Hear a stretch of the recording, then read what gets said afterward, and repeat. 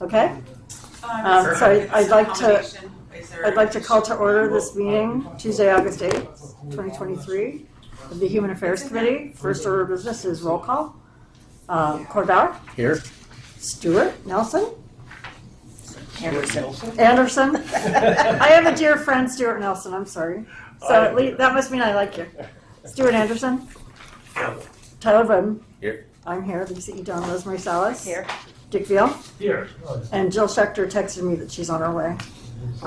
Time for the Pledge of Allegiance. Would one of our guests like to lead the pledge? I would love to. Excellent. Thanks, Donna. You will all face the flag, put your hand over your heart, and let's start. I Pledge allegiance to the flag of the United States of America and to the republic for which it stands, one nation, under God, indivisible, with liberty and justice for all.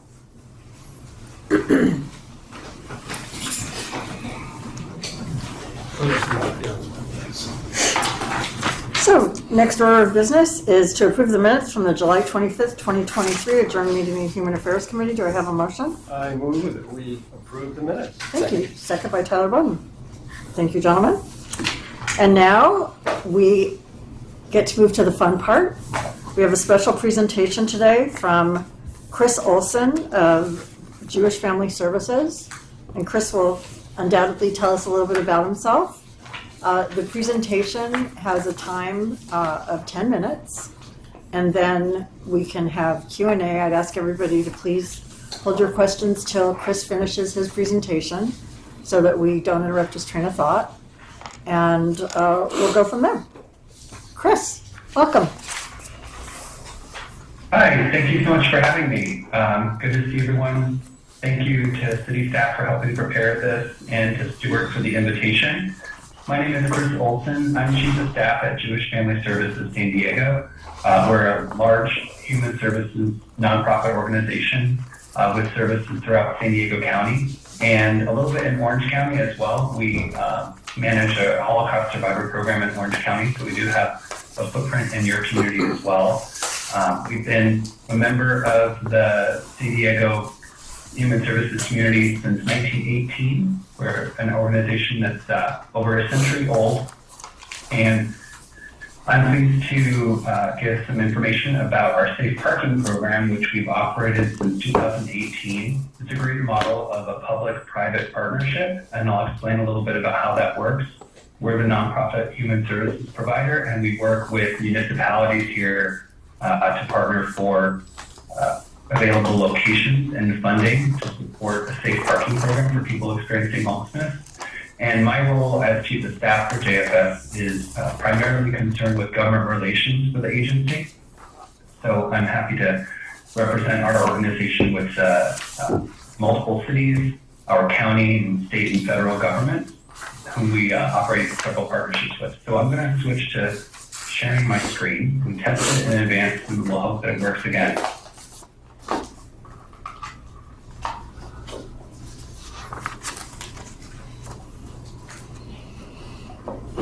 This seems to be working. Please speak up if it doesn't advance or if it's not working. So thank you again for having me. I will try to make the presentation brief but thorough, and I really welcome any questions at the end and look forward to hearing your questions and learning about San Clemente's interest in the program. Like I said, Jewish Family Service has been in existence since 1918. And our mission is to partner with people of all backgrounds to build stable and dignified lives. And together we create a stronger and healthier community where everyone can thrive. And that means a range of services from refugee resettlement to services for people experiencing homelessness, to older adult services, Holocaust survivor care. We operate a food bank, food delivery programs, transportation programs for seniors, and a variety of other programs.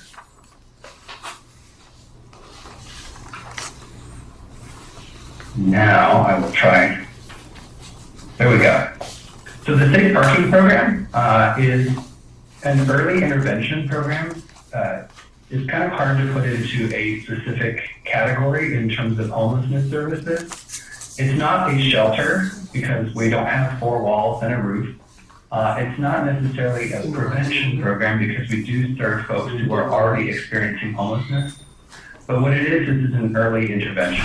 So at its core, safe parking provides a safe place for people who are experiencing homelessness but who still have their vehicle to be able to access resources, have a safe place to sleep and park overnight, and work towards creating a housing plan to move back from their vehicle into more stable housing. Hey, Chris. It's really, yeah. I'm so sorry to interrupt. Is there any way for you to hide the panel with your face and with our table so we can see your full slide? Is that on our side? Yeah. I don't have a computer. Oh, if you have the mouse, you might be able to drag the cursor over and move that. Just click on that bar. Well, I don't think we can do anything about that. We're going to give you extra time, Chris, because I interrupted, but I'd rather. Perfect. There we That's go. fine. Perfect. You could hit minimize, maybe? I'm not sure. We got you. That's perfect. We're in good shape. That's fine. Thank you. Yes, thank you. Thanks. Okay. Ta-da. Thank you. So what we found is that it's a service that benefits the community and people experiencing homelessness alike.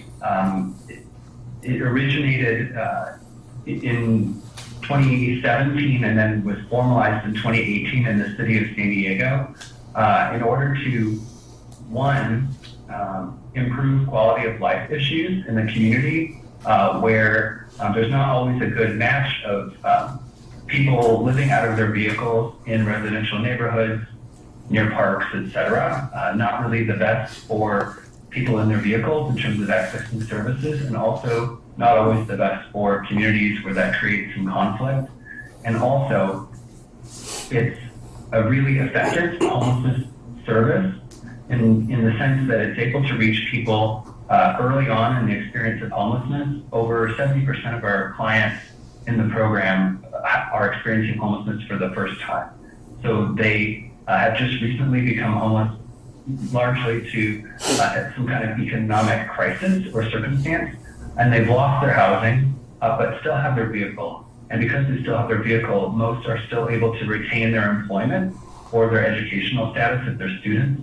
And it's much easier to deliver services and housing navigation to folks at this stage before they experience a further downward spiral into homelessness, and we're able to reach people before they ever have to experience living on the street.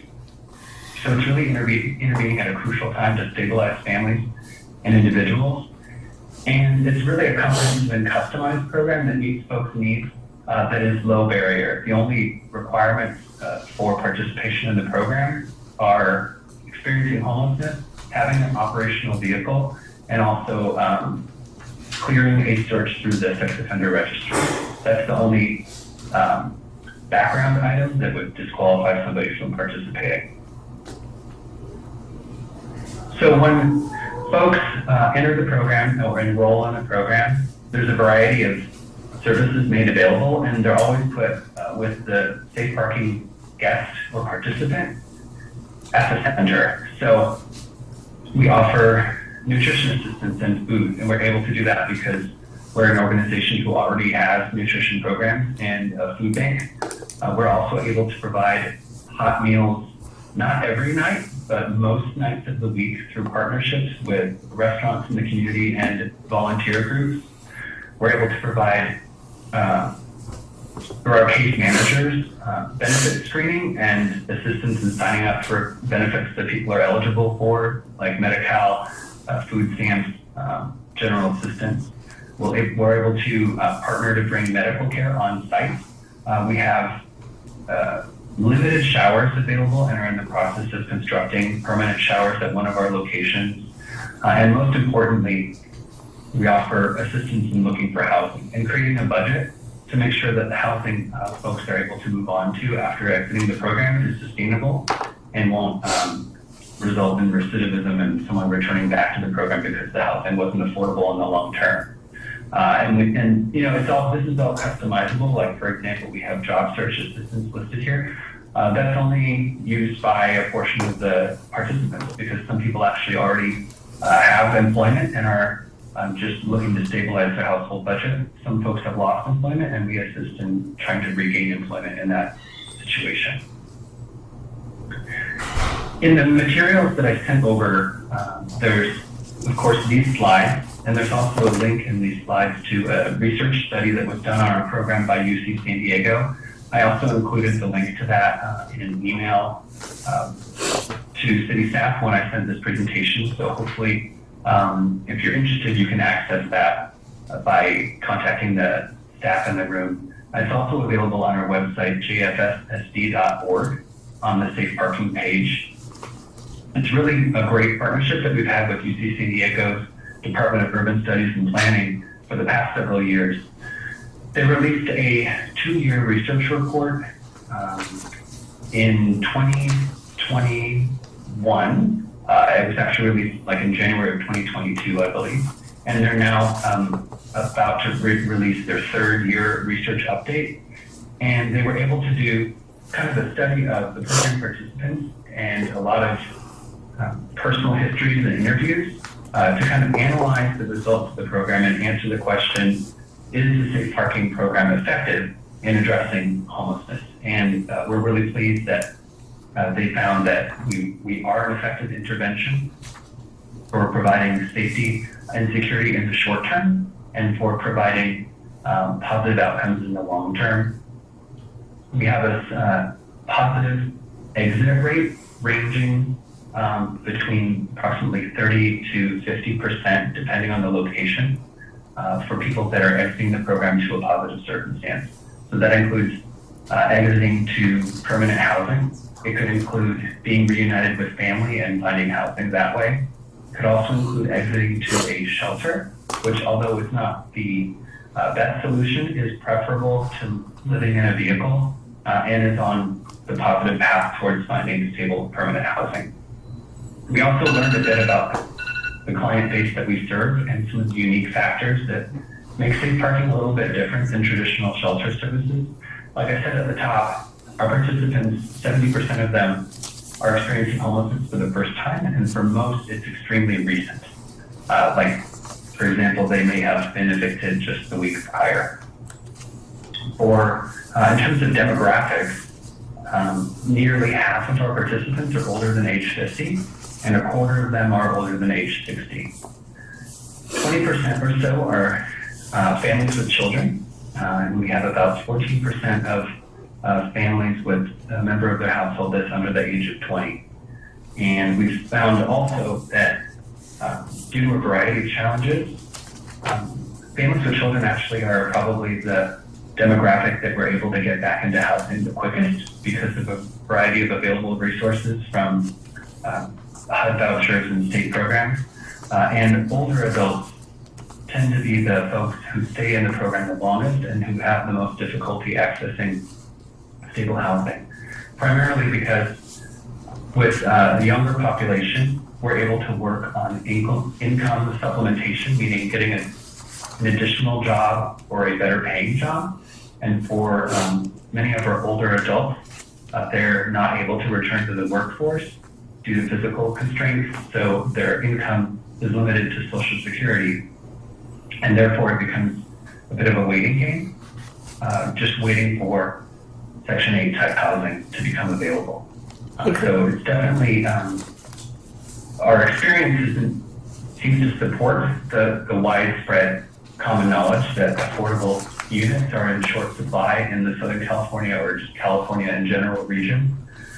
And it's definitely one of the top barriers to permanent housing. Hey, Chris, that alarm that you heard before Yes. was your 10 minutes. Okay. Why don't we extend it because we had a little pause there Sure. with hiding you. Why don't we do about another Sure. 5 minutes if you can work with that? I can do it in less than 2. Okay, wonderful. I didn't want to cut you off, but we have a No, full. it's fine. Now a that full I plan reviewed the today that we have to slide, I started accomplish. thinking about this slide before I switched the slide. So Thank you. I've covered the portion in the top half. I did want to add some recent updates. So the nuts and bolts of the program in its most basic form is utilizing a public parking lot or a privately owned parking lot that's made available to us and offering services during the evening hours. So from 6 p.m. to 7 a.m. And we have staff on site during that time And essentially, the typical model is the city will make available a parking lot, and we provide the staffing, security, restrooms, and nutrition. And it's through a contract model where either we or the city applies for funding from some kind of source. It could be from the state's homelessness funding programs or from the city's general fund. And just last year, we actually expanded one of our sites to be 24 hours. That's been going on here in San Diego since September of last year. It's been going very well. It was the top need identified by our program participants for increased flexibility was to have 24-hour service. And also in the last several months, we opened an additional site in San Diego that's also 24 hours a day. So we have a total of 6 safe parking sites throughout the county, 4 of them with the city of San Diego, 1 with the city of Encinitas, and 1 with the city of Vista. So we have 6 sites, and out of those 6, 2 are 24 hours a day. And that concludes my presentation, and I'm excited to hear your questions and answer them. I think Jill had a question. I just had a question. You were saying to qualify what you you do a sex offender check. Do you do any other criminal background checks to see if they've been drugs, burglary, assault, felonies, things like that? We do not. We comply with the standards set by the U.S. Department of Housing and Urban Development, so HUD low barrier entry requirements. So our only disqualifying factor straight off the bat is the sex offender registry. However, the rest of those issues are addressed based on observed behavior, meaning any instance of violence or threatening or drug or alcohol use that's observed by our staff is a means for disqualification from the program.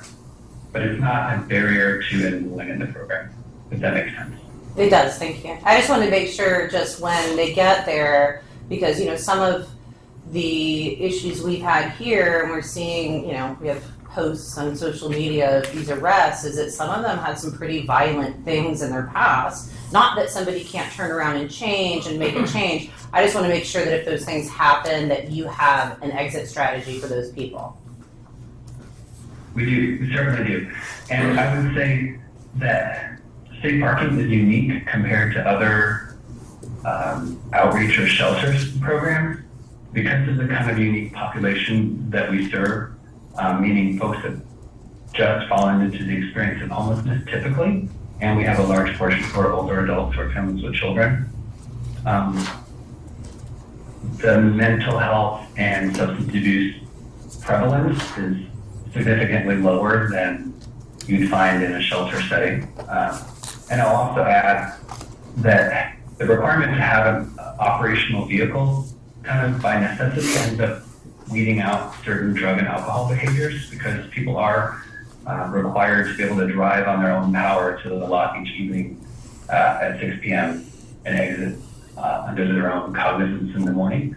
So it becomes apparent if someone's under the influence, and there's really already, we have a very justifiable and easy way to deny entry to the program, or in certain cases, if someone's been with us a long time and might be intoxicated, we might allow them to stay, but take their keys and have that discussion with them in the morning, because it would be irresponsible on our part to let them exit back into the community driving around. So Chris, I see in that diagram that you have a lot of wraparound supportive services. Where do all those services come from? Like where would your vision be in a city like San Clemente that doesn't have many of those services currently in existence? Where would those come from? Right. That's a great question. I think that exemplifies the success of the program as we operate in the private-public partnership kind of setup. Meaning, let's say the city of Encinitas, for example, is probably somewhat comparable to San Clemente in terms of population, budget. It's a city manager form of government. So City of Encinitas doesn't have staff who are homelessness caseworkers.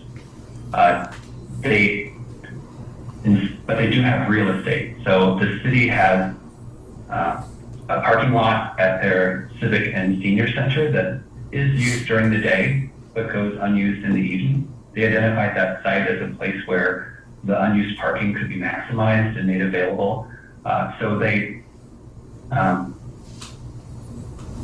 applied for funding from, in their case, our regional task force on homelessness, which is the kind of the unincorporated and smaller cities in San Diego County. That's their continuum of care, and they access state grant dollars.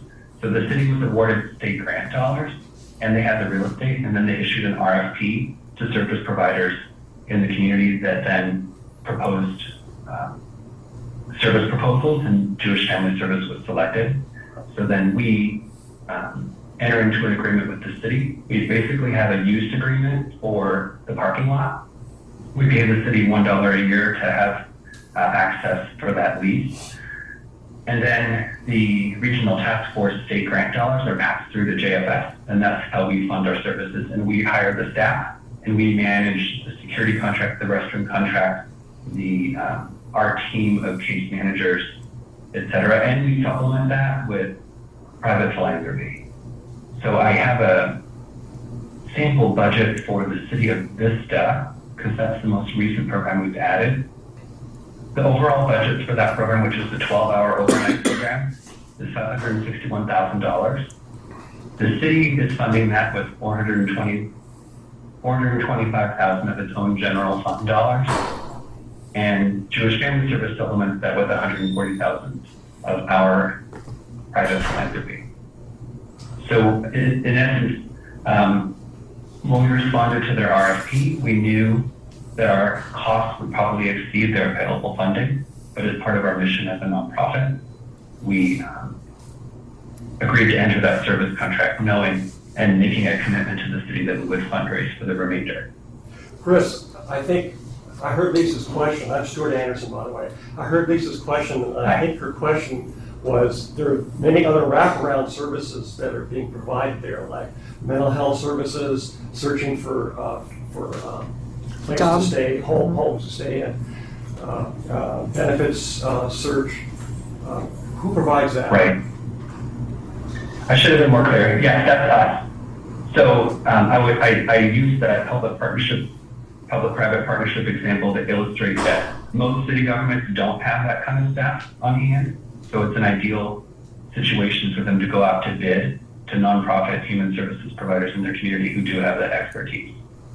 So the city, hypothetically speaking, the city of San Clemente, maybe I'm able to identify either some of its own general fund support or apply on its own to either a county or state grant, or maybe jointly with the nonprofit. And then using those funds could contract with the service provider who does have those services. So we're able to hire case managers with social work backgrounds, with the expertise to be the housing navigators, helping people sign up for benefits they may be entitled to, et cetera. We're also able to provide the nutritional support because we as an organization already operate a food pantry and food delivery service. So we're able to leverage those services for the people staying in our program. We don't have what I would call higher level behavioral health staff as an agency. And in that case, we work with referrals. So we refer folks to services that the county may provide, and I will admit that they're not as plentiful as they should be, but we are able to help people navigate the system more effectively than going on it on their own.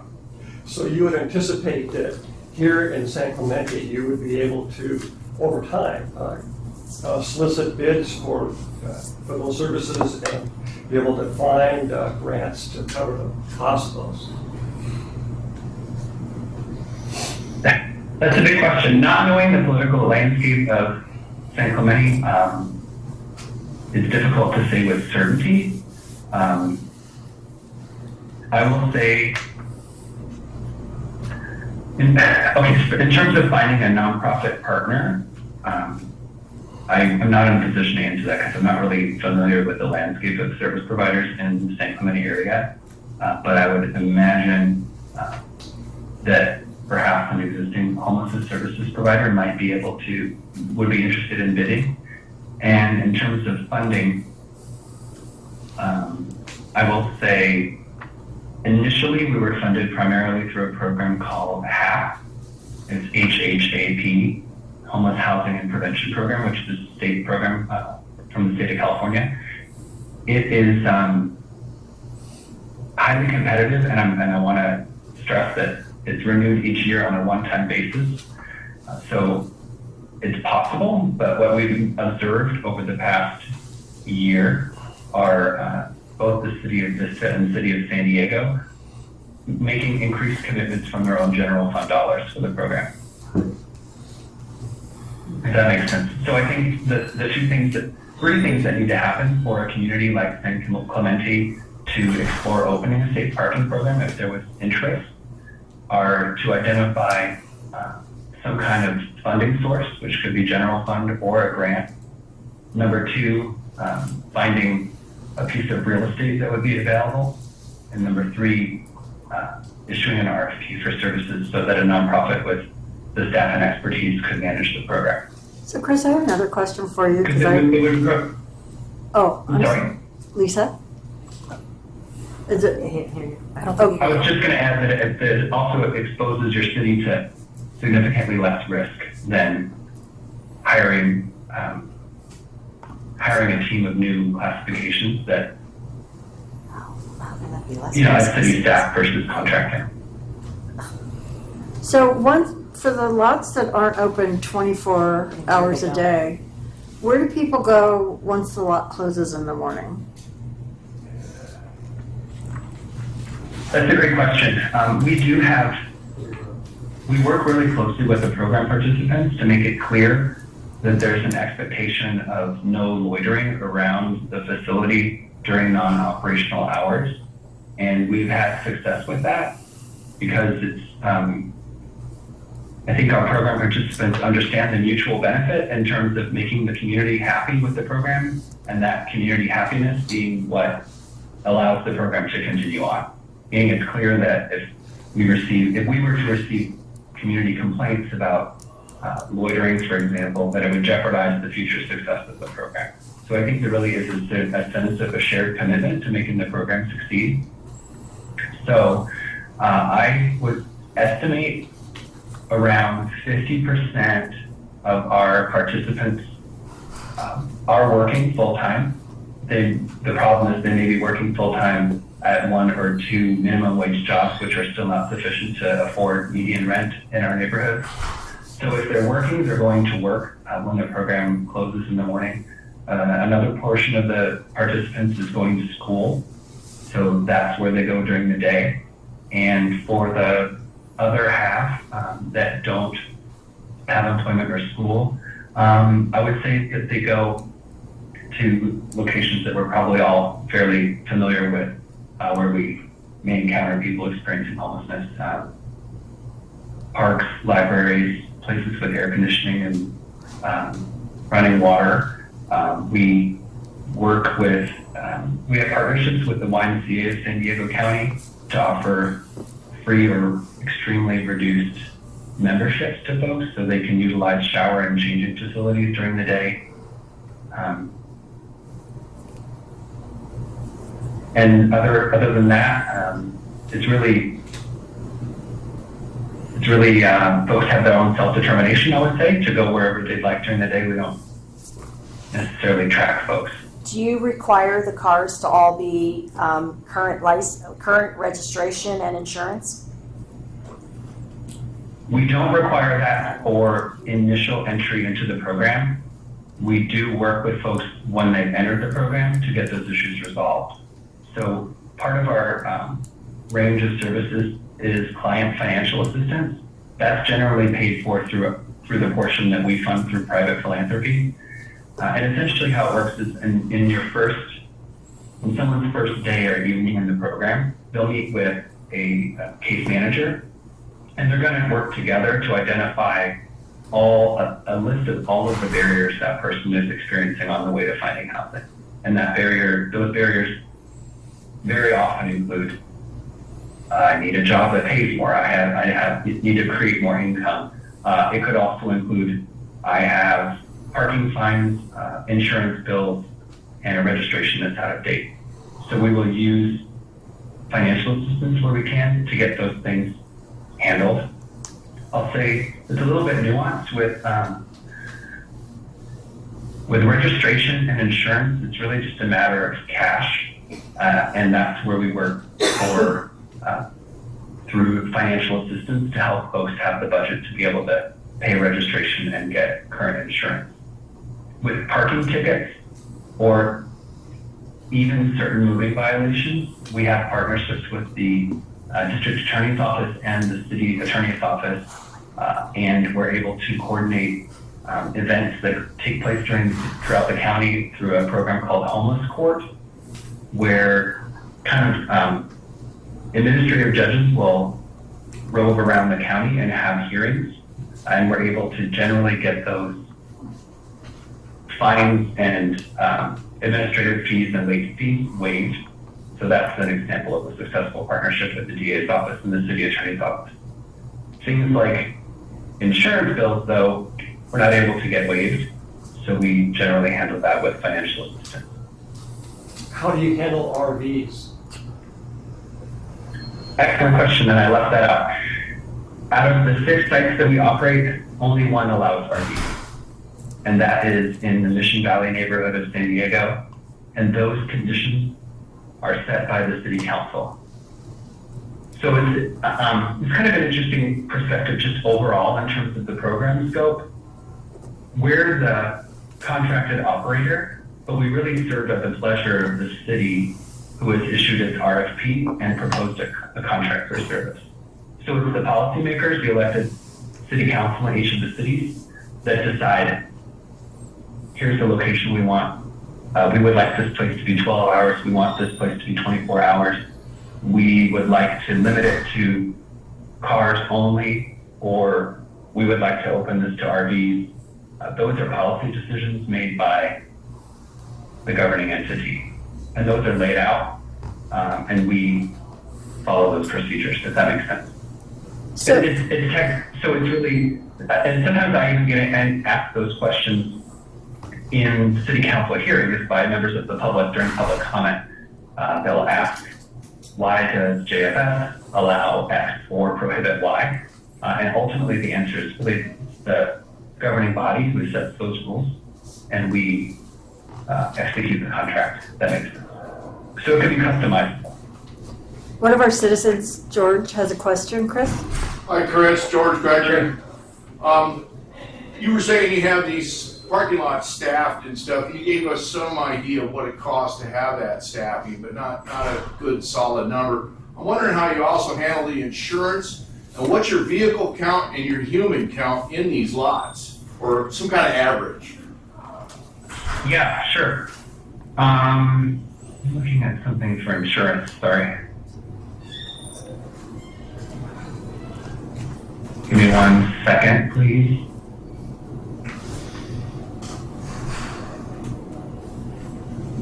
I don't have an answer for you about insurance because we're such a large agency. We have an operating, overall as an agency, we serve 70,000 people per year. We have a budget of over $90 million. So my guess is we have such a large insurance policy generally as a corporation that the incremental change for operating the state parking lot is not that significant.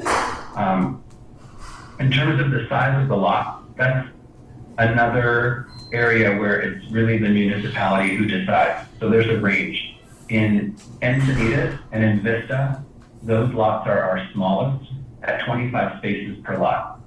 The largest lot that we operate in Mission Valley in San Diego is 86 spaces. So I can tell you, we've got one lot that's 25, another that's 25, one that's 60, one that is 86, and another one that's 27 spaces. And I would say average occupancy of a car is I would say probably 2 people per car if I'm just making a quick average. So let's say in a lot of 25 spaces, you're probably averaging 25 households, and that could be around 50 individuals, if that makes sense. Okay, so, and you have one staff member for every parking lot anytime it's occupied. So as a matrix, we would Correct. say average one employee, I guess we'll call him an employee per 50 motor homeless. It depends. We actually have, at any one time, for the smaller lots that are 25 spots, we have, I would say we have 3 people on site. Wow. We have a program manager who may not be there 100% of the time. That person's generally there. That person generally works at our office from 9 to 5 and then works each evening for like the first 2 hours. And then we have case managers, around 2, who stay overnight for the program hours. And then at most sites, but not all, we have contracted private security. And that again is a decision that's made on an individual basis by each municipality. Chris, And we that have, oh, depends on a sorry. variety of factors. I was just going to say that really depends on the physical layout. We have a couple sites that do not have overnight security, but the difference is that they are in, I would call them light industrial areas. They're also fully fenced and have automatic gates. And then we have some sites that are in more residential areas that are not fenced, and those are the ones that have overnight security. We have another question from the audience. Tom Streeter has a question. Good afternoon. I'm Tom Streeter, and I need to know, you get some NIMBY pushback, I'm sure. Do you get more from the 24-hour sites or more from the overnight sites? A good question. I would say that we get more from the overnight sites, but the reasoning is just a little bit nuanced. So one of our 24-hour sites had already been an overnight site for 3 years before it got converted to a 24-hour site. So there was a lot of neighborhood comfort already established, and we did not have any, actually in that case, we had no NIMBYism. In another site, it's open as 24 hours, but it's next to a city operations yard, and there are no neighbors, no residential neighbors. We have another question from a committee member, Cord Bauer, and then we'll go on to Donna. Hi, 2 quick questions. First, is there a time limit for the people that stay at these lots? And then also, can you ballpark how many of the people there are actual San Diego residents? Great question. There is no time limit for program participation. The average length of stay is hard to quantify. So I would say the average is about 3 months, but there are a lot of outliers. We have some folks that have been in the program for over 2 years, and again, those tend to be our either older adults or disabled people. So there's no time limit where someone's evicted as long as they're continuing to meet regularly with case managers and participating actively in the program. I'm already forgetting your other question. Are these how many of these are considered San Diego residents? If you can ballpark a percentage. Sure. I think it's around, I want to say around 80%.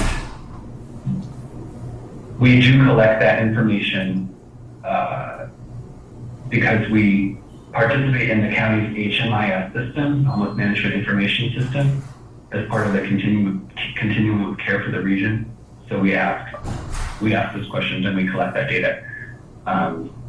For the city of Encinitas actually is an interesting partner because their contract asks us to report that data monthly and to publish it on our website and the City of Encinitas website, and then it's available there to view. And it includes zip code of last residents. Donna, you can go. Chris, can you tell us what opposition you have received with your safe parking programs, maybe the top 3, and just what is your response to that? Sure, of course. I'd say 3 years ago, I would say things have changed in a positive direction as time has moved on. 3 years ago, when we opened our location in Encinitas, it was the first location of its kind in North County, so there was no real community experience with the program. And the opposition at that time was pretty much concerned about crime increases, concerned about loitering, and concerned about the site attracting more homelessness to the community rather than reducing it. We had the support of the city council and were able, and the support of a lot of data and best practices illustrating that those are misconceptions, and we were able to establish the program. And I will say that when a year had passed, we went back to the city council for a renewal of the program because it was a 12-year program with options for renewal. By the time we had come back, we probably had a 90% reduction in the negative public comments either submitted to the council or people showing up to the hearing in person. Because our track record had proven that, I think it was just, communities, when there's an unknown things are concerning and people have fears, and we were able to establish that those things did not occur. It's one thing that was helpful, we didn't commission this, but a local NBC station did an investigative report in Encinitas and had pulled data from the sheriff's department for the year prior and compared crime statistics for the year before our program opened and the year after, and found no increase in calls for service in the area. There was actually, the ironic part was there was a small increase in calls for service at the very beginning of the program, but it was actually city staff and our staff calling about neighbors trespassing onto the property. There was some vigilantes. We had some vigilantes to deal with. Thank you. And then I would say also that the other thing, I think the San Diego community has become more accepting of the idea of safe parking. So the last time around when we got our most recent approval was in the city of Vista, some of the arguments in opposition were, it had evolved before they were just against the program, and more recently they weren't against the program, they just, people saying that they didn't like the site location. Meaning, before it was, this program's horrible. Now it was, we love this program, we just don't want it here. So Chris, I mapped That's out the fine. existing locations in San Diego, and it looked like, at least from Google Earth and Google Maps and Street Views and so forth, it looked like most of them were in either industrial or light industrial areas and relatively isolated from things like schools and communities of homes and things of that nature. Can you share with us a little bit about the rationale there and why those sites are selected? I can share what I know. So one site is unique because it's our campus. The one on Balboa Avenue is our offices, and that's one of the overnight sites because we have a large parking lot that we don't use for our employees at night. So that was a no-brainer to offer that site up because we own the property already. In the other locations, it was city staff who identified the site. Okay, So thank you. I can really speak to their, But I will say that we have, in the city of Encinitas, our location is across the street from a middle school, and we have not had issues. But it was more difficult to gain council approval. But we have not had issues since it's been operating. It's been operating for 18 months at that location. Thank you. Do we have any other questions? Excellent. Okay, well, Chris, thank you so much for your time. We appreciate it. Thank you. Appreciate it. Am I okay to hop off? Absolutely. Thank you for your time. Thank you, Chris. Okay. Thank you. Bye. So. Should I end it in? Yes. Goodbye. Close it Goodbye. down. Mr. AI Let's Tech, get the thank you. lights on. Yeah, let's make sure. Lights back on. Does This thing's anybody disconnected. know how many homeless vehicles we have in San Clemente? Vehicles? No. Over 100. Over 100 homeless vehicles. Yes. Well, we had 87 RVs, but the big reason for that was Dana Point did a ordinance where it was loading and unloading only of RVs, so it pushed them our way. Right. And so now we're changing our ordinance so that We have 87 we had at RVs. one point, but I don't think we have them anymore. I know we Not as got many. rid of a lot of them. But we did. don't. Yeah, we don't know. We don't know where they are, where they've moved. Yeah, You know, where they've there's moved to. There's an area down by Carl's Jr. right now that's growing. The majority of them were unregistered. Because Or no we plates looked at at that too. Oh, boy. Yeah, so that's the scary part. You don't know who's in there. Did they get ticketed for not having a license plate on their vehicle? Well, I think we don't know. We just submitted, we were asked to submit information and that's what we did. Is there any current place that people can park overnight now? Is Walmart or? No, No. no. Nobody It's wants- Not in Walmart- San Clemente. Yeah, Walmart had Not a allowed in San fire. Clemente. Walmart had a fire Oh, they did. and a couple kids got killed, so that, Oh, Yeah, their mother left. Yeah. They left yeah. elementary school kids in a Right. car, but Yeah. apparently it was Yeah. that one's mom's fault. But Right, mom's fault, because but an the RV bottom next line- to the car caught on fire, Yeah. they Yeah. blamed Walmart. Yeah. That she left her children alone in a car. Well, there was more to that whole Little more. story too. They didn't like the yelling and fighting and Right. Yeah. noise and. They do Right. allow it in some. They do allow it Other in states, not other states. California. Well, I will Other say that places legislation's recently changed in the state of California. We don't know what the import of that is right now, but it looks like people are going to be able to park wherever they want to park overnight, and they're not going to be towed. But we don't know Yeah. what shape that's going to take yet. So it may make something like this moot, because if you can park wherever you want anyway, I don't know that, we don't know what's going to happen yet. We haven't seen I that. would suggest that we try to define the problem before we talk about solutions. I mean, this is a possible solution, but I don't know what the problem is. I don't know what the extent. How many of- cars? What the extent of the Yeah. problem is. Do we have 10 people with cars, or do we have Yes. 100 people with cars? Certainly, if you have cars parking in residential areas, most residents aren't gonna like it. Right.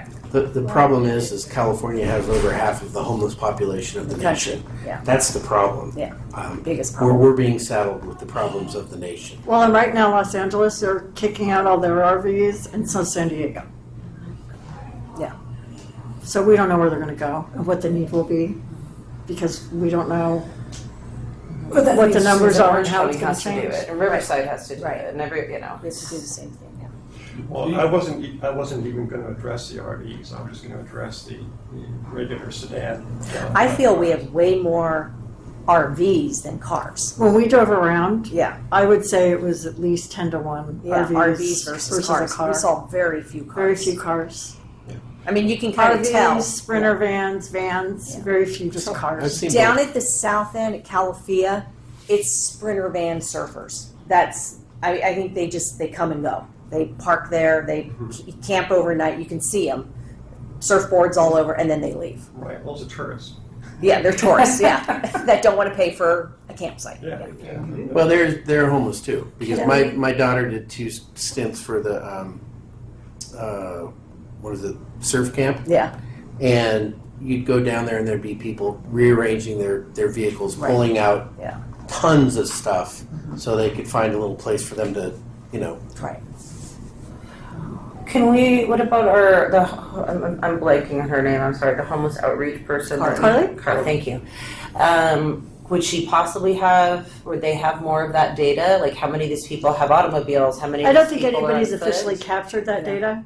I think Okay. it's all Probably anecdotal. would Donna? look good on a I'm not sure, but the point in time count, they go and talk to people that are sleeping in their cars when they do the point in time count. So I'm not sure, but they might have some statistics on people sleeping in their cars on that one particular night in San Clemente.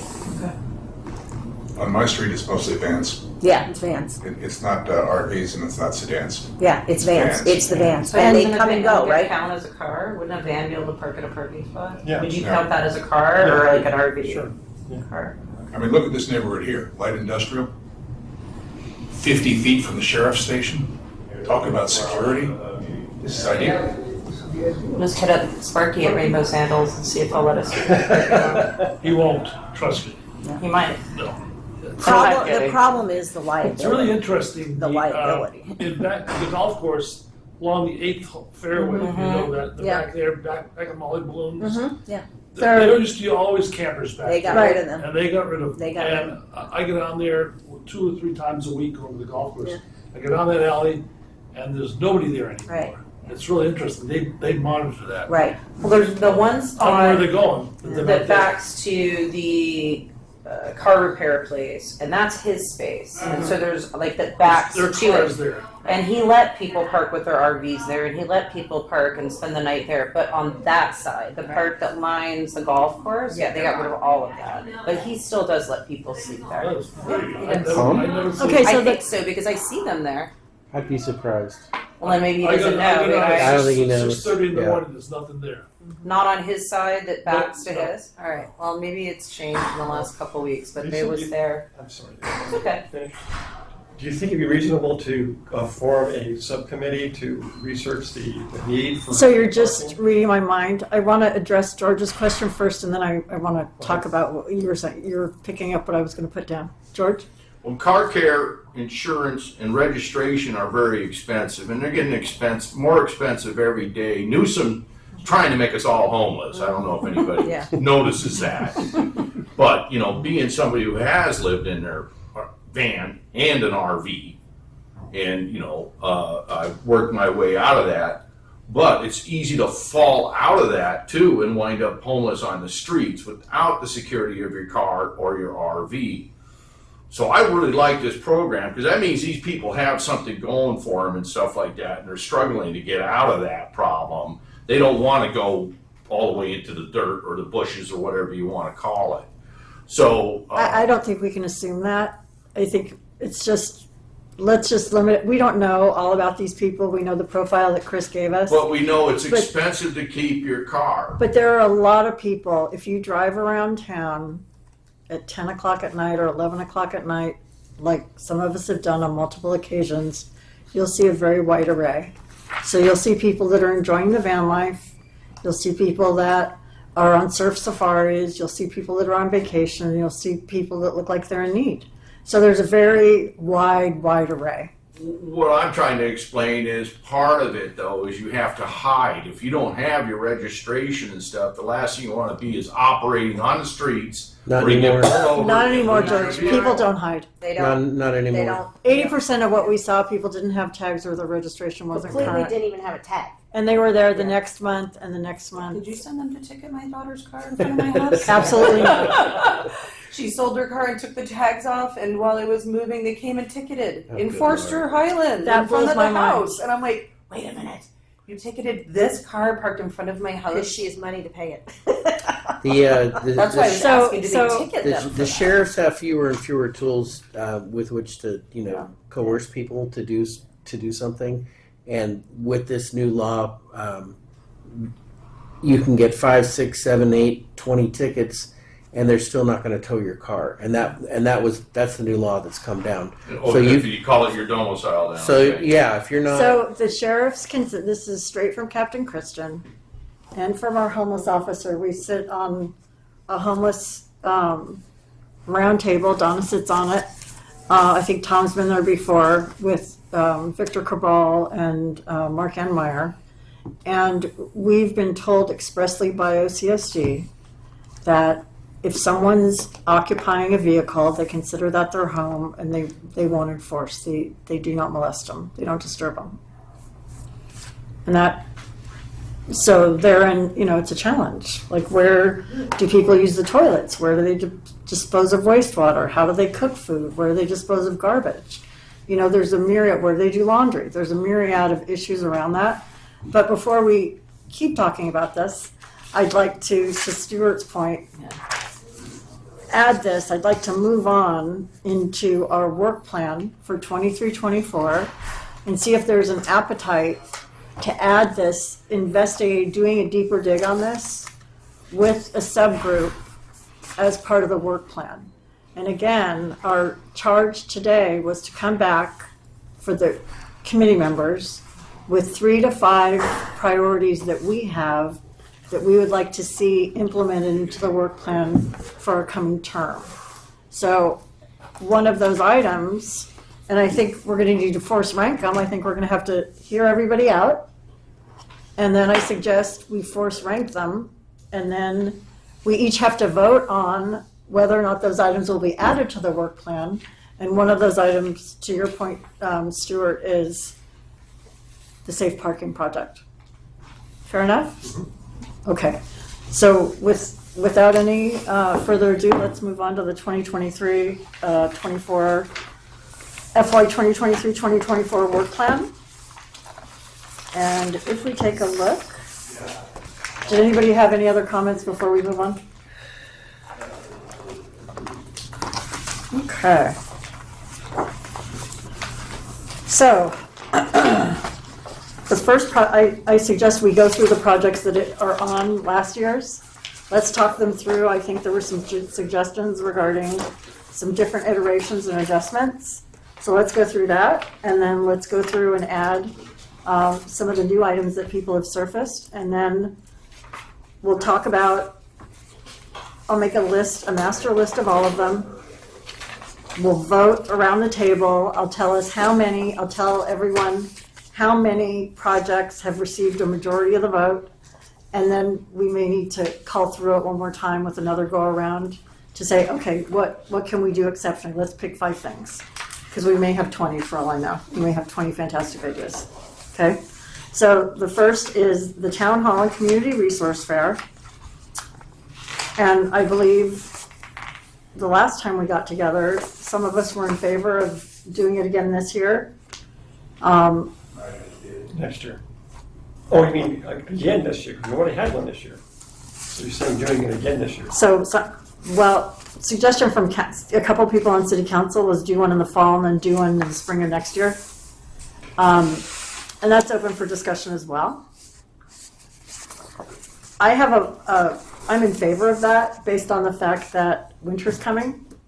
And if we can partner robustly with FAM and Homeward Bound, and I've already spoken to the CEO and she and I are going to meet following this meeting, because I wanted to tell her, what made it to the work plan and so forth, but how to robustly implement Homeward Bound as part of the Community Resource Fair, advertise that it will be available at the community center when we do the resource fair, and hopefully get some people home before it gets cold in the wintertime. And I know California cold's different than other states' cold, but we had a lot of rain this year. I know Donna was very sensitive to that, and people having warm shelter. So my recommendation would be, or my request would be to move forward with the Community Resource Fair, tightly partner with FAM on the Homeward Bound program to offer it as part of that. And really this time, we learned from our mistakes last time. It's the first time we did it.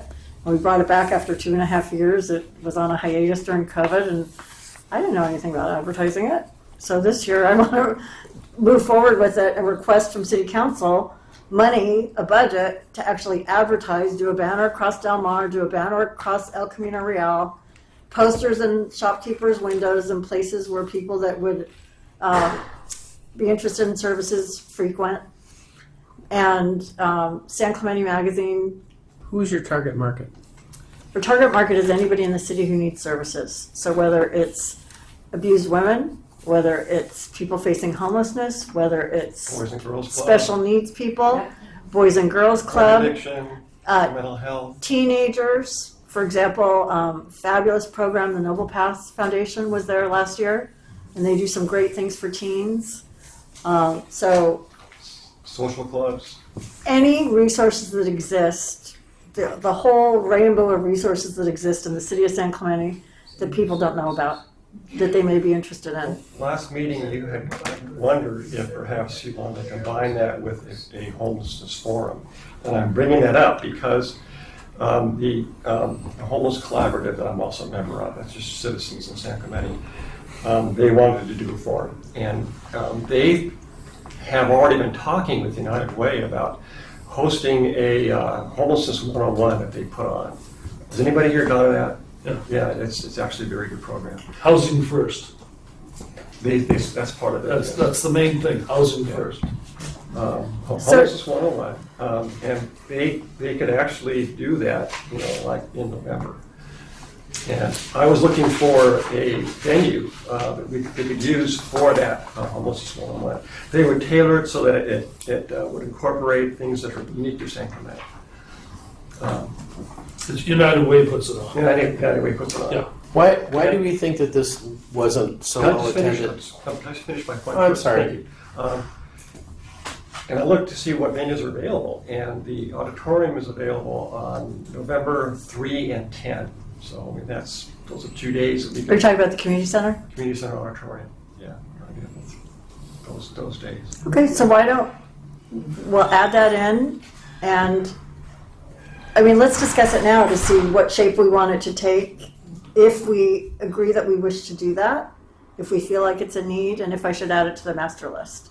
The reason why it didn't succeed last time when we had 50 people show up for 36 providers is because it wasn't well advertised. And we're going to start well ahead of the event this time. We're going to advertise it publicly and make it very well known.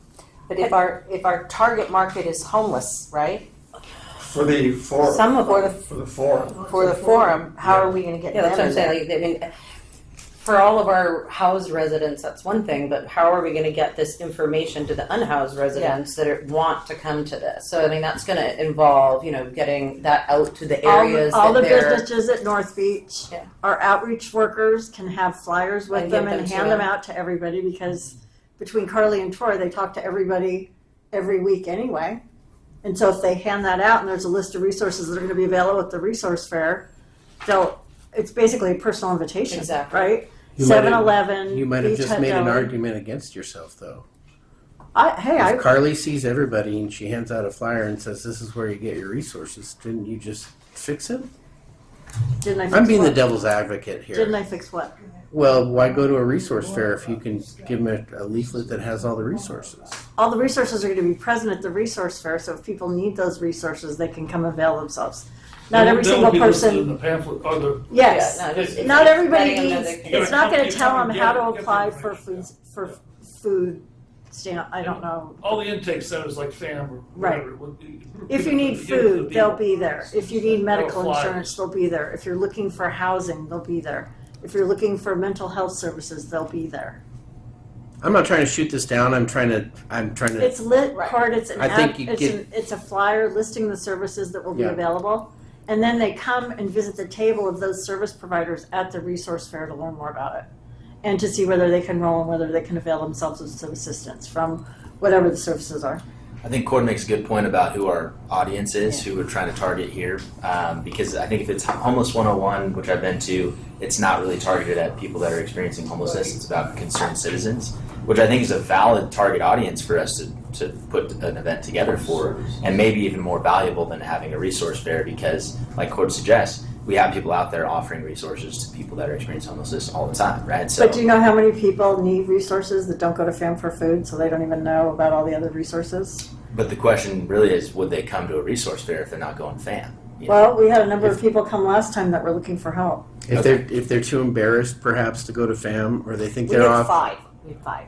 If they're on But out the of if they're on the 50 cusp of that, maybe what I'm saying though. Again, I'm not trying to shoot this down. I'm trying to come at it from a different angle and go, what if you say that this is, I'm going to say in the most ridiculous terms. If you have a friend, let's say you have a friend and you want to help them, come to this fair. We have resources so you can help your friend. And a lot of times you go, oh, you know what? It's really me. But if I say I'm going to go help my friend, you're more likely to go. So, again, I'm. Okay, I completely missed your point right there. The I'm point sorry. is, if you're going, yeah, you should all come here if you need help in you're homeless or you're running into huge problems, and people that like go to FAM, they can go to FAM away from the spotlight and away from other people, and they can go, this is my problem. And that's a good way to do it, because then you don't have to have, the world doesn't need to know that you're in dire straits. So Homeward Bound is currently offered to FAM clients. We don't know how many people are out there living in the canyon somewhere or living on the street somewhere would be interested in going home if that service was available to them, but they don't go to FAM for food and they're not a FAM client, so they never even hear about it. Does your city intake people, Troy and Carly are talking to these people all the time. I know, but So- from Carly's mouth, she said, if I think someone might have an interest in going home, then I'll approach them. Yeah. We don't know what's in people's minds and hearts, and maybe their minds change and they don't realize that opportunity exists. And one thing that we need to do is go to the city manager and find out if there's still a fund from the city for some Homeward Bound funds, because when Eric Sund was here, there was an unused fund to buy some of those tickets, and it sat untouched. And to me, that's a waste. If there's a resource that's available, and if somebody wants to go I'm sorry, home. there was no such fund available to us. We paid our own for all those. But that's people my back. point. But there's never been. We were never told there was a fund available. That's my point. It was the big secret. I watched Carly personally over at the coffee house, approached a young lady, said, hey, if you have friends somewhere, if you have family somewhere, she says, I got a grandfather in Oregon. We have funding, we can get you there. We have a program called Homeward Bound. We can get you there for free, but we're not gonna send you blind unless we know that there's somebody at the other end ready to pick you up. Oh, they do an excellent job with the Yeah. people that they work with. And I'm I just saw saying- her advertising. My point is that none of us at this table and this room knows how many people might be interested in those type of service offerings if they were made aware of it. Right, We have new people coming into town every day, Tom. yep, We have people getting dropped off by the bus every single day. yep. I don't know that they even know anything about FAM. I don't know if they know anything about the services that are available in the city of San Clemente. For the people in the know, they know FAM is a great resource, but there are a lot of people that don't know. There are, women that are locked out of their home or that they flee an abusive situation and they have no idea where to go or what to do. And they have $10 and they're hungry and their kids don't have pajamas and they don't know where they're going to sleep that night. The one So thing, I think there's a lot of unmet need that the resource fair can help with. That's my point. last year, the one thing that I did see was with the 5 that were homeless, they came in with the expectation that they were going to get a hotel voucher, they were going to be housed, and a couple of them got pretty belligerent, right? I heard about that. Yeah, throwing stuff at us. Somehow we need to make it where that's not what this is about. They think that, okay, I'm coming in and you guys are going to give me. I just want a shower tonight. I want a hotel room, and FAM's like, we don't have this, and then they became pretty belligerent. Well, the people I'm thinking of were seriously intoxicated. Yeah, they were under. Yeah, So I think there's a But- way to screen that, and we can do a better job of that, because the people at FAM obviously want to help. The people at the Noble Path obviously want to help. I just think it's a question of, what's the best use Right. of all of our time and resources and everybody that participates in this thing. And whether the target audience should be those 5 people and half of them want just housing that night, or the rest of the community who can then be armed with that knowledge to then carry out into the community and do whatever they will with it, whether they share it with the people themselves out in the streets or they just have that knowledge. Kind of like Cord is saying, I have a friend. If somebody goes and they have a friend who's experiencing something, then they're armed with that knowledge and they can share that with their friend who didn't attend. It just seems to me that we can have a larger impact if we're having a forum that's aimed at the community rather than at I agree that completely. small demographic. And that's why I said the service providers range from programs for high school kids to abused women to people that are hungry to people that are at risk of losing their home or that need medical care or mental health assistance. I had a woman approach me and she said, I really need my medications. Do you know where I can go? And I said, well, we don't have that person here, but I know where you can go. And I looked it up on my phone and I sent her to Camino Health. I said, can you get there? Because they will help you. She goes, I don't have any insurance. I said, you don't need insurance. Here's where you can go. And I screenshot it, I texted it to her, and she goes, I'm gonna go there because I need my medication. To your point, I think there are a lot of people that need services that have no idea what exists. So you're right. I mean, we personally helped a veteran that didn't have any glasses and he wasn't getting his medications that he needed. And he didn't know that there were services available. And people from the VA were at the resource fair last time. And if veterans came in, they could say, here's what we have available for you. There is shelter, there's medical care, we can get your dentures, we can get your glasses, your medications. But sometimes people don't know. I think our resource registry would be an outstanding resource for that, because if we have a resource fair, even twice a year, that's not very often. But the registry would be a great place for people to, as long as they know, they know where to look for that. Well, there are some people that are not, especially, dare I say, some people that are a little bit older, don't use a computer, they don't know how to look at a website on a phone. If they have somebody sitting at a table that can say, hey, I can help you, that's the way to reach them. So I think we all learn in different ways, and that's why I'm a big advocate of this fair. I don't know if it dovetails with Homelessness 101 and if that's a need in the community right now. And we can talk about that. I mean, let's talk about it right now. Do we include it as part of the resource fair, or do we do a very broad-based community resource fair speaking to everyone? And do we address this as a completely separate project? Yeah, you know, the one thing that struck me at my very first meeting last time was that there are a range of people that aren't homeless and on drugs in North Beach, and they're not sitting cozy at home, but they're on the edge, and they don't know what resources there are for the people that aren't quite homeless or are having problems, or they're in the military, or they're teenagers that are having, family strife, or friends, or What about whatever. the working poor? Well, I think if you, the working poor, I think is huge, Right. and more so in California than ever before. And if you focus on the folks that don't get the focus, because honestly, when you look around in San Clemente, everybody's talking about what's happening in North Beach because it's the most obvious, and you see the crazies and the poop and all the other things. Mm-hmm. But you have a much larger contingent that could use some help. Before they end up there. I would agree with that. I think that's a good approach. Hey, George, And, I have to tell you something. I'm going to let you say what you want to say right now, but you're not part of the committee.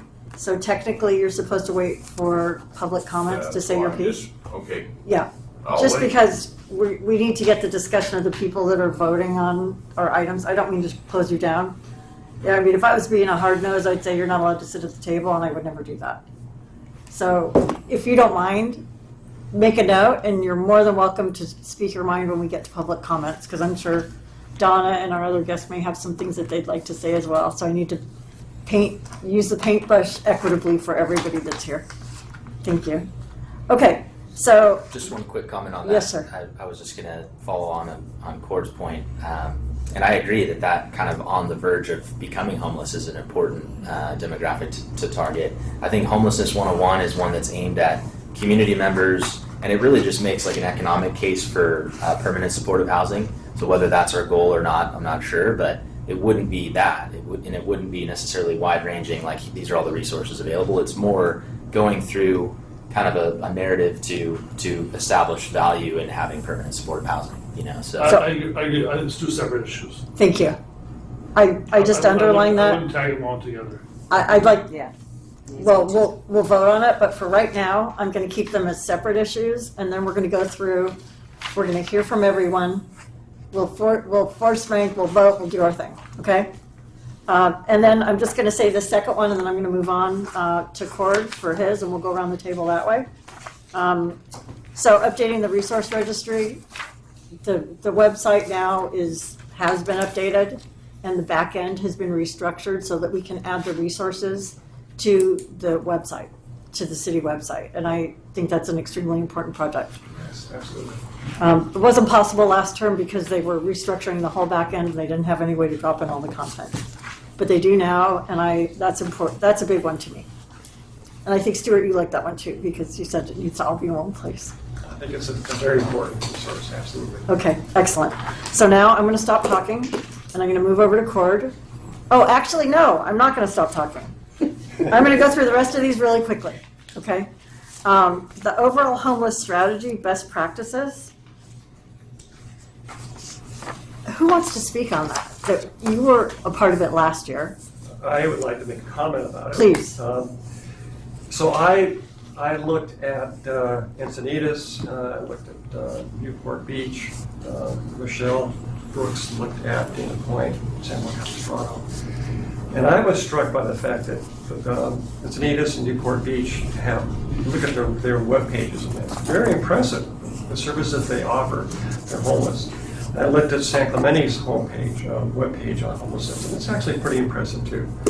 And I spoke with Carly and Troy, and they do a very good job of outreach, and they're able to coordinate services with the county that provides them mental health care and whatnot. But what Encinitas and what Newport Beach has that we don't have, and what Laguna Beach has that we don't have, they have a resource to offer them for bridge housing. We don't have that resource. And I think that's what we desperately need. And that's one of the reasons that I'm excited about bringing Homelessness 101, because we need to educate the community here, that we need to have that resource to be able to offer our homeless. So would you feel comfortable, before you said that, under this item, I wrote Homeless 101, United Way. So perhaps that could be the project under this category that's the main project that you'd like to see come to fruition, if we were to narrow it down. That's part of it. Mm-hmm. And the main part is to work on obtaining that resource of having a place to offer our residents, like whether it's bridge housing or as a shelter. So I'm going to remind you, housing. Human Affairs serves at the will of City Council in an advisory capacity to City Council. Sure does. So if we go to them and we say, the Human Affairs Committee recommends that the city pursue bridge housing alternatives or shelter alternatives, that's the extent of what our role is then handing it up to City Council in terms of a recommendation.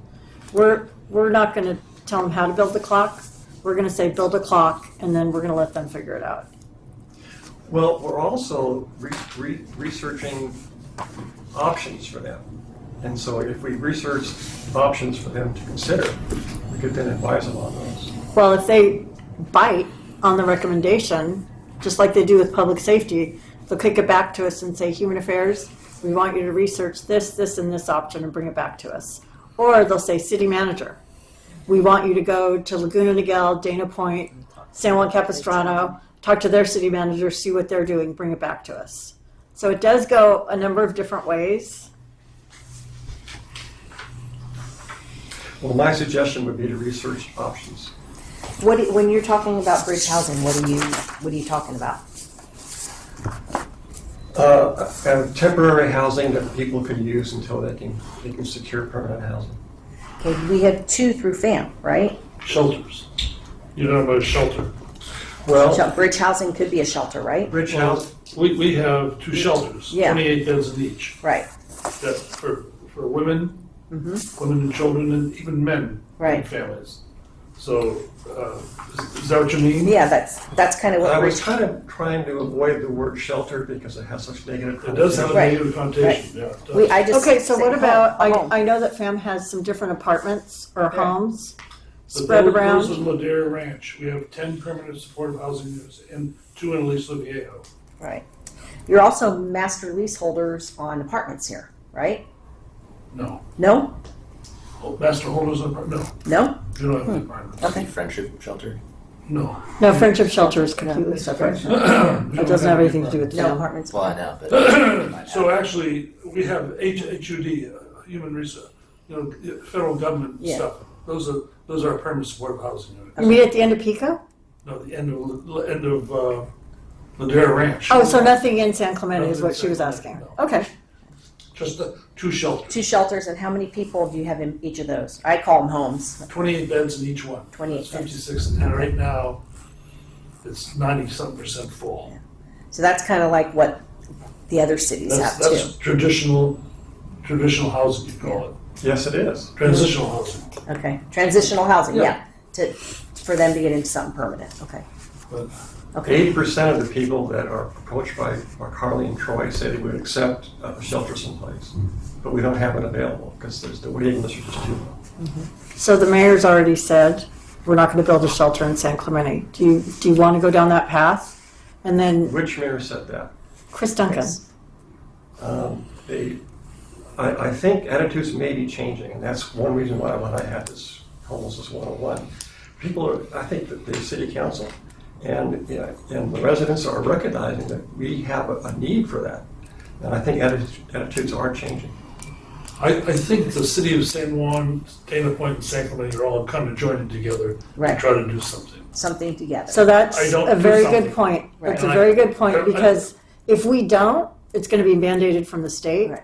But I do think at this point, city council's in conversations with some neighboring cities about a multi-city solution funded by state All and three. county funds. Yeah, on county property. And can't we help with that? No, it'd be San Clemente. Dana We're Point, not being and- asked to help yeah, with that. That's It's a that's higher level. I higher think. level. Much yeah, that's higher the level than we are. City managers Yeah. and Yeah. But to your point, I mean, let's, under the overall homelessness strategy, let's do Homelessness 101 and United Way is one of the items we're going to talk about after we go around the table. And safe parking. Okay, you want to put that in there? Yeah. Okay. I didn't know if you wanted it as a separate, but we'll put it in there. Okay, so next one, mentorship for high school students, day in the Yeah. life. we're Does anybody need explanation on that, or do we have enough information so that we can vote on it when the time comes? I can just quickly speak on that. So Yes, just please. to kind of reiterate, so the Chamber's been working on something like this for the past couple of years. We just want to develop a program for workforce development in the community aimed at high school juniors and seniors. So it's very similar. It may not be a day in the life. I think That just was there's a year. Yeah, So I might strike that. 3 if I were months. to make Okay, that let's recommendation, strike but, that. Thank you. Yeah, but yeah, it's really maybe a summer program. We're looking to sort of model after cities like Vista and Oceanside that have done similar programs in the past. So maybe Human Affairs could work in Okay. tandem with the chamber? Yes, and in fact, we've been invited. Susie Lance, the CEO of the chamber, has invited Rosemary and I, because I know Rosemary expressed interest in this at our last meeting. Me to too. come. Yeah, we can have 3 of us. I'm So- interested. Okay. To come to a meeting with Vista to learn about their program and how we might be able to incorporate it. And I just think it's a good opportunity for partnership between Right. the city and the chamber and the high school. And when city council came, just to refresh everybody's memory, that's what they wanted. this was one of their big That's the top priorities. one. Yeah. And I think you were, your hand failed was last raised year. to head it up. Yeah. Yeah, Yeah. but I mean, I just think it's something that we can hit the ground running, implement it very quickly. Yeah. There's an appetite for it and there's a need There's a for it. strong interest in the community with a lot of the community, just different business owners, and they're all on Absolutely. board. Yeah. I have a ton of them on board already. We just never got Yeah. it Is, going, uh, so that'd be fantastic. Is Yeah. there a chance for high school credit? That's a good question. Community service hours, maybe. You might be able to get service Yeah. hours for it. Yeah, I don't It's know. good if for they'll get college credit. applications. I'd like to look. I'd like It's to really look. good for college applications. Yeah. Okay, thank you So for that. Yeah, absolutely. The So challenge ev- will be funding, I think, because when you're working with a program like this, you need to have somebody that administers the program. Mm-hmm. It wouldn't be any volunteer.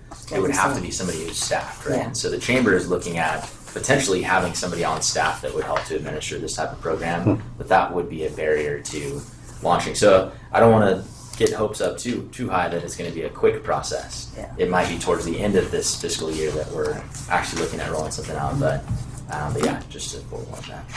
Well, you know, if there's general fund for safe parking, maybe there's some general fund money to help somebody administer.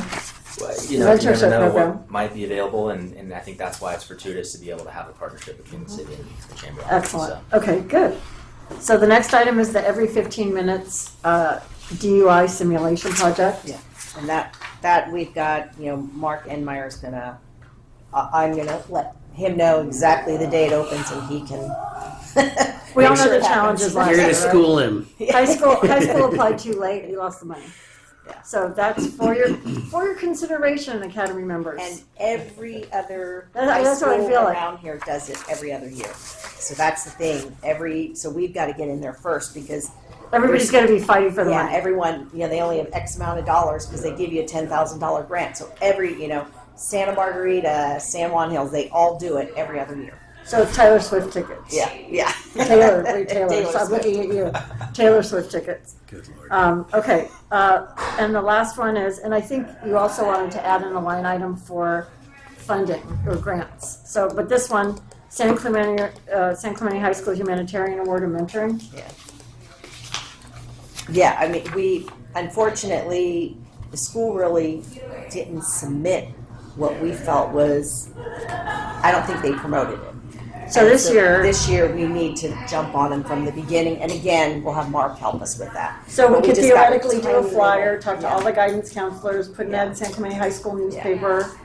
There's a number of things you can do to promote it to get more applicants. I'd be happy to help with this one too if I could, just because there's a little bit of institutional knowledge on this. We used to do it on the committee in the past, and I participated in interviews for it, and it was really cool. And I still communicate with some of the former members, and I can pick their brains. I wasn't deeply involved, but I can pick their brains on how it happened. Yeah, Thank perfect, you. 'cause, yeah, Okay, it just kind good. of fell through the cracks. And Yeah. And then, so now that I've covered all of what remains from last year, and we'll see what is evergreen continues into this year when we go around the room. Why don't we start with Cord, and if you give us your three, if you have three, or if you have one, or if you don't have any, that's okay too, because there's a lot of good ideas here, but what are your things that you'd like to see implemented in the work plan that are not on the current work plan? I got some bangers. No, I have a couple. I had a third, but it just, I think it falls outside the range. So you know what? For the benefit of everyone, why don't I state what what our sphere of responsibility is, and what is above our pay grade, and what City Council is looking for from us. We are in an advisory capacity. We don't have a budget, but we're going to ask for some money this year. So that will be new, but we're going to ask for some money because we need some money for some of our projects. We are serving in an advisory capacity to City Council with issues that we find germane to the residents of San Clemente, for lack of a better term. Then this one's a killer. Good. I call this reach out to residents, and we're dealing with the City Council in an advisory capacity, and the City Council really well, let me just write this. While the goal of the Human Resources Committee is to work on projects at the discretion of the City Council, it's important that the City Council have clear, direct, and updated views of the people who elected them. With the advent of AI, which is everyone's new buzzword, it's possible to build a professional questionnaire that is not only nonpartisan by generating questions via artificial intelligence, but questions and methodology used to arrive at the questions would be transparent and available to everyone here as well as the council. Within the framework of the city charter and laws, the desires of the taxpayer should be sought after whenever possible and should temper city business. So what that means is that we might pick a subject, and then we pick some questions, and then we formulate it, and you toss it into a magic box called our artificial intelligence, and we say we want a nonpartisan question that we can send out to the residents, so we can get, most importantly, the feedback of the people that we're supposed to be serving. So we're serving the city council, but we're really actually serving. They're supposed to be serving the residents and the taxpayers. So if we can get their input, and I've heard other people say that they want input, and the input of other people is changing, get the feedback, and let's just see, How are you supposed to contact the residents? There's several different ways. I've heard at least one that everyone gets a water bill. So you can send it out via water bill. You can advertise in San Clemente Times. So it would be insert in the water bill? You could insert it in the water bill. Insert Yeah. in the water bill. So I'm completely open to different ideas and views, but the most important is that if you have something that you want to reinforce, like for example, personally, I was involved with the toll road. I would like something to come out and say, the San Clemente residents, do you still want to keep your open spaces?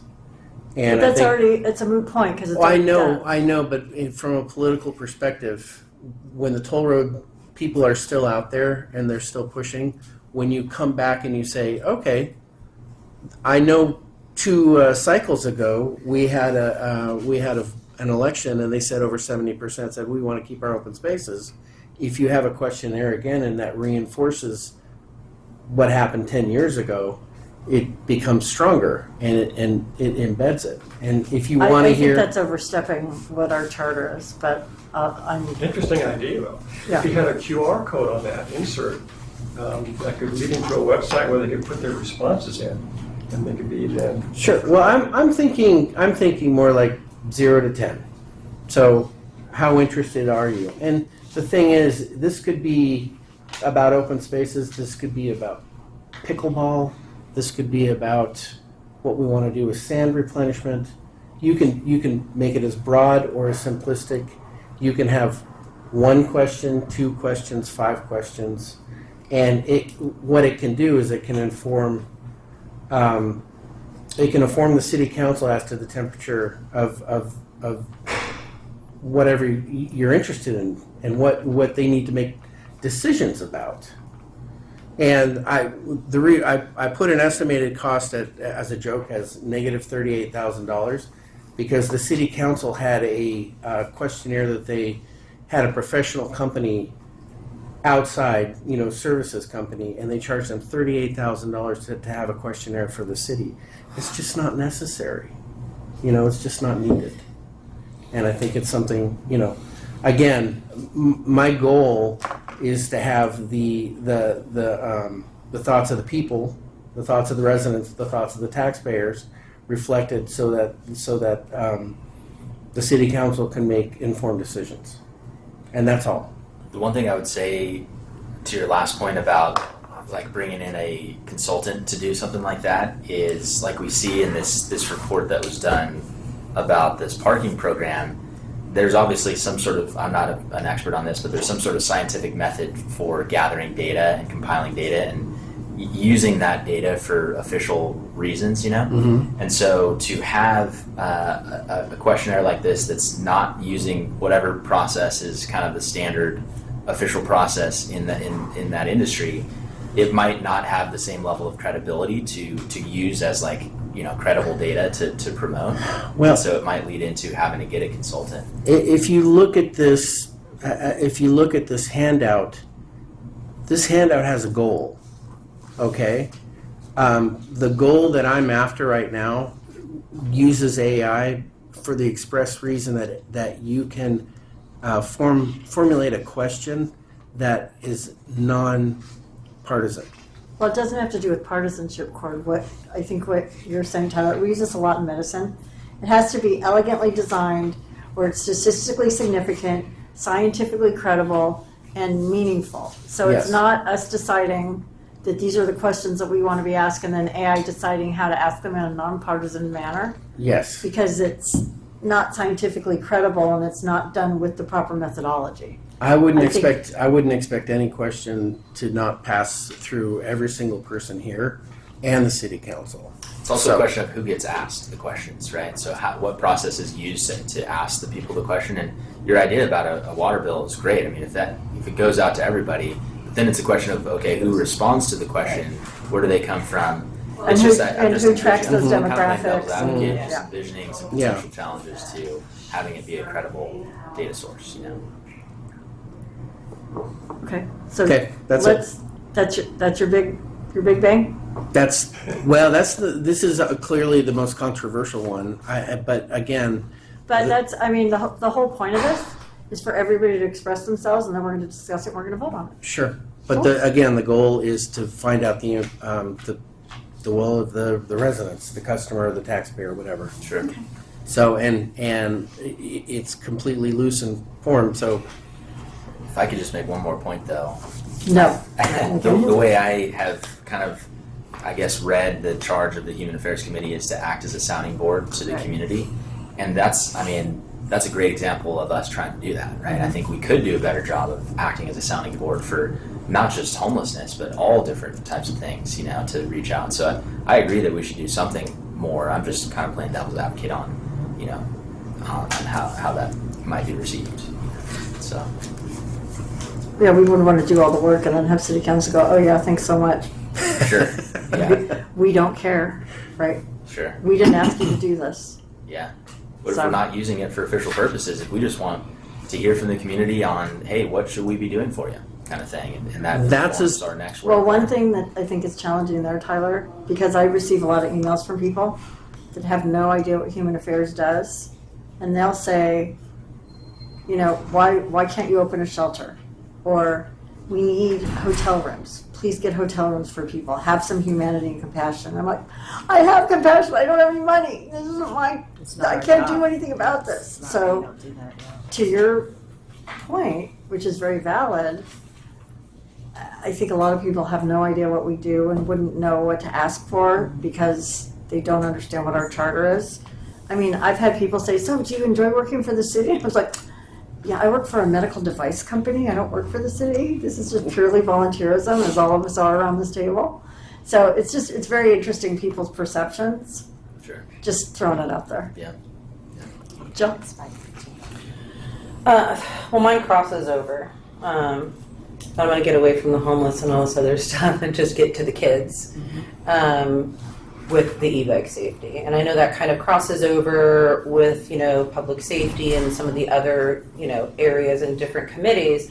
But I think it is within our purview, protecting our kids and our residents and so forth to, at minimum, work with them. I don't know what their agendas are and what they're doing. But I think that promoting e-bike safety courses either through the city, through and I think I discussed this with you. It's like just talking to some of the different the stores, the manufacturers, Merck. They don't want. I mean, if they ban that, that's their livelihood too, and that's people here. It's a big part of a surf community. It's great for people that use them properly, but we have kids out there that have zero training. 0, 0, 0. And I watched the girl get hit on El Camino when I was driving my U-Haul truck. I watched her blow right through the light at Prima's with her and a bunch of girlfriends and get smacked. And that's kind of what I'm talking about. Carlsbad, they have their own police department, and if you go on their website, they are ticketing the kids. And if the kids get a ticket, they can choose to do this course and not have a fine or the administrative points. Now, I don't know if that's something that, this is more just investigating. How can we do it? Where can we do it? Where do we get the resources? Some of the bike shops, and I know Murph too, are very happy to be involved in that. I've had a couple just preliminary, just like, hey, what would you think about this? Maybe work cross-functionally with public safety if we can. Yeah, we could, they could do it, you could do it with the schools, we could do it at the elementary and middle school level. It could be privately, it could be at the different bike shops, or maybe up at Murph, or maybe, maybe the sheriff's department will get involved and provide some safety first. But I think that it's something that we definitely should be doing because that is a huge, huge outcry from all of our citizens. Like every day, that's all you see and what everybody complains about. The city is doing courses. I had talked to Andy about maybe doing a flyer again in the water bill to make sure the parents are aware, because I think a lot of people aren't on social media. Sadly, OCSD is enforcing. They're confiscating Surons. Yeah. They're taking them to the parents, and a lot of the parents just don't care. I'll just pay a fine, whatever. Or I'll just buy him another bike, one of them was told. Well, take the bike, I'll just go buy him another one. I mean, it kind of... Yeah, there's always going to be those. Right. There's going to be the ones that follow the rules, and there's going to be the ones that don't follow the rules. But it is extraordinarily dangerous. Oh, no, and it is is becoming such a huge problem. So what you would propose is the subgroup working on this would investigate options, possibilities, and how we could partner with bike stores or the city, the schools. Well, the city, to yeah, offer they something more have it for broadly. the park district, they can do all those different things, but is that enough? There are those Yeah. programs out there. So do we get the bike stores involved? Do we get some of the local community people involved to say, okay, we're gonna put on these courses Like we could have a where whole we bike can go- rodeo or something. where they can go around, the different bike shops can No, come, but they can check the like kids' make a bikes, they splash can with give it. them. So it's similar kind of to like an event, but it could be something that we do on a regular basis that they're allowed to do. And I don't know about the ticketing part, but it might be something to talk to the sheriff about if they're doing this in other cities. Carlsbad had a huge problem Well, the with it. public safety officer is very involved Yeah, with he's the very bikes. involved, To get them to go to the course, you know, if they've been ticketed, if their bike has been confiscated, that Well, they that's a have good to go to idea. that Talk to course. Sean about They it. can go to the course or pay. Yeah. Because then at the course, then at least they're It's getting like going to educated. traffic school. Exactly. It's We're exactly making like our going own to city school. traffic school for e-bikes. My son asked me yesterday, he's very responsible on his bike because I would kill him. Like, I would physically kill him. But he was there when that was happening too with that girl that got hit. And he asked me, he said, Mom, if I'm on a bike, I don't know the answer to this, by the way. If I'm on a bike and there's a green light, but the hand signal's up, can I go? Hand signal? The red hand. The walk, the red on hand. the crosswalk. If you Yeah. if you hit a crosswalk You and can you're go. walking and it's red, you're supposed to Can't go, stay. yeah. And I'm like, honestly, I don't know. If you're on a vehicle and it's green, shouldn't you be able to go? And I'm It's like, like a bicycle. it is. A Yeah. bicycle's Yeah. like a car. So do you follow the pedestrian? Do you follow the car? I mean, these are basic things. I mean, obviously, I should know this as a driver, but these are things that these kids at 13, They don't 14, they know nothing about the roads. If we don't get that and assist them, and my thing is, that's great. You can sign up for the course and you can go to the course, but you have to pay for it. A lot of people don't want to pay for it. So what if there's other ways we can get the community involved and some of the bike manufacturers and the dealers and so forth involved to help provide those services? You know, it's their livelihood. They're renting them. They're selling them. They There is should a bill in participate. this state right now that I 14. 13. Is it? I thought it was 16. I think it's There's 13. a bill that they're trying to pass where you can't even be riding them I'm until sure you're it's 13. certain It's class 3, you have to be 16 like a Okay. car. But anything class 1 and 2, It's they're going to 13. do 13. Okay. So this is being addressed by public safety. Do you think I- we need to address it? I as don't know. well? Is it being addressed We by don't public know safety? I don't know. 100%. I don't know. I mean, everybody's talking about doing it, but nobody's doing anything. So if So if it's something that we can assist if we and have be a an part of, appetite for it, and if we want to assist with it and put it into our work plan, whoever heads up the group, which I'm guessing Jill might have a passion for doing that, then goes and meets with somebody from public safety, the chair of public safety, and says, "Hey, what are you guys doing? Here are our How can we help ideas. you?" Let's hash this out. Can we make this happen?" Sure. An idea. Okay. Like you said, you have to have more than one. It's like, okay, Yeah. well, there's plan A, you could do plan B, you could do plan C. It's just saying, look, here's what is going to, here's some options for Okay. you to look at. Perfect. Stuart? As you know, my passion is homelessness. Right. So I have Homelessness Forum, 101, and I have safe parking under the overall homelessness strategy. Are those your babies? Well, I would like to look at options for providing a roof for our homeless people that don't have a roof. That is something that's being addressed right now. The city Well, managers. they're addressing one avenue. I mean, it doesn't mean that we can't address other options, you know, research them. I mean, if we don't have anything to tell them, then we wouldn't. But if we find options that are viable, I don't see why it is in our purview to advise the city council. And if we find options that we think are reasonable. So we then can make sense. detail it in so if it passes muster with the group, we'll put it They in still our work have to plan. pass it, yeah. Because city council, the way this process works is we detail out the work plan then and we they- do all the subpoints, et cetera. We flesh it out for city council. That's good. We provide it to them in advance, and they determine if they're going to take anything off calendar. So they pull it out of our work plan to talk to us about it at that city council meeting, or they approve it as is, or they'll strike through the parts that they don't want us to focus on. So to your point, and so that you're heard and you feel valued and an important member of the committee, we are going to discuss this. We can certainly add it into the work plan if our Consensus. committee members all reach a consensus. Thank you for, I've been up since 4:30. Thank you for filling those words in for me. And then we'll present it to city council and let them decide. Great. Fair? Yeah, thank you. You're welcome. Dick, Yes, okay. Here's I'm hoping you have something about the advanced age folks, because I think that's a Yes, passion of yours. I do. Oh, There you go. bless you. Let's have a look. Go. Thank you, thank you. Enough? You all get one? Yep. Thank you. Basically, all I'm saying is that one of our human affairs groups, large group in town, are the seniors. And the senior center is 12 years old. It belongs to the city.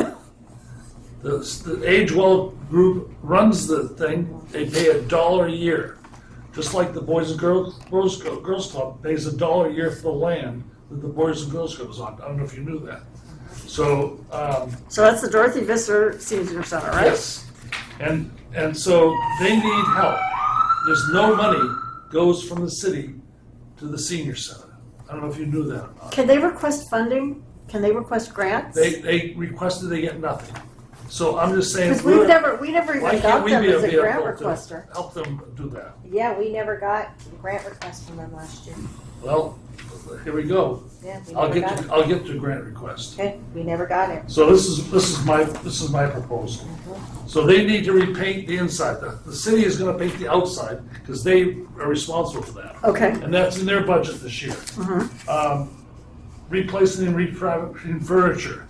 You know, some of those old people have trouble with content, you know, I don't say anymore, but they dribble on the seats. They need to be replaced. Well, you said more now, Dick. Too late. Don't get me pissed off. And provide funds for hiring a part-time case manager to handle the senior mental and relationship problems they have down there. Where would that person work? At Dorothy Part-time Visser? at the Dorothy Visser. Oh, that's interesting. Does Cardi go through there? I don't know. She probably I does. don't know. But she doesn't handle mental health. She doesn't have, yeah. Well, she does. coaches She people. triages people. Yeah, she triages, exactly. Yeah. Anyway, that's my proposal. Thank you. Okay, case manager. So how much do you think you're gonna need for this, Dick? I have no idea. Okay. Just, But the subgroup, if we decide that that's an item that we want to work on, yeah. then the subgroup forms and you dig deep and you investigate it, and then we figure out whether or not the city has an appetite for it. Yeah. We make the recommendation and then they tell us, no money? And then we say, okay, Dorothy Visser, apply for a grant and we want to help you, Yeah. right? That's what you're thinking? They just got a grant, if you read the paper, for $500,000 for new That's great. new vans. Good. Their vans are 12, 15 years For the old. B-Well vans? No, Pardon me? for the senior. Seniors to get them to doctors. shuttle Oh, I vans, shuttle see. vans. I see. Okay, Age well. thank you. Age well, that's what I, be well. I'm Yeah. thinking Irvine. Still close. 4:30. Yeah. Yeah, okay. Tyler? Yeah. So Thank you. Anna. I think probably the first one I just have two. So the first one I'll mention is basically just memorializing the process for approving community development block grants like we've done in the past. So it's been a practice in the Human Affairs Committee since I've been in part of it. And formerly there was CDBG funds, and there was also social service grants, which was from the city's general fund, which the city decided to get rid of, I think, in 2021.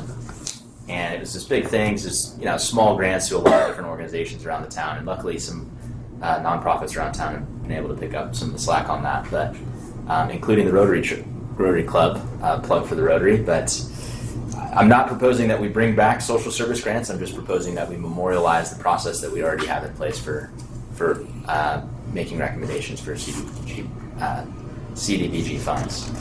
Aren't the CDBG funds, aren't they county funds? They're Those are passed through federal. the city. Well, yeah, I mean, I think it's federal funds that pass through the I think it's county funds that come through the city. community development block They're not grants. city funds. It does pass through the city, yes. Yeah, So, but it's not city funds. it's Tyler, not city funds. can you enlighten me? The funds you're talking about? So what they're used for? CDBG?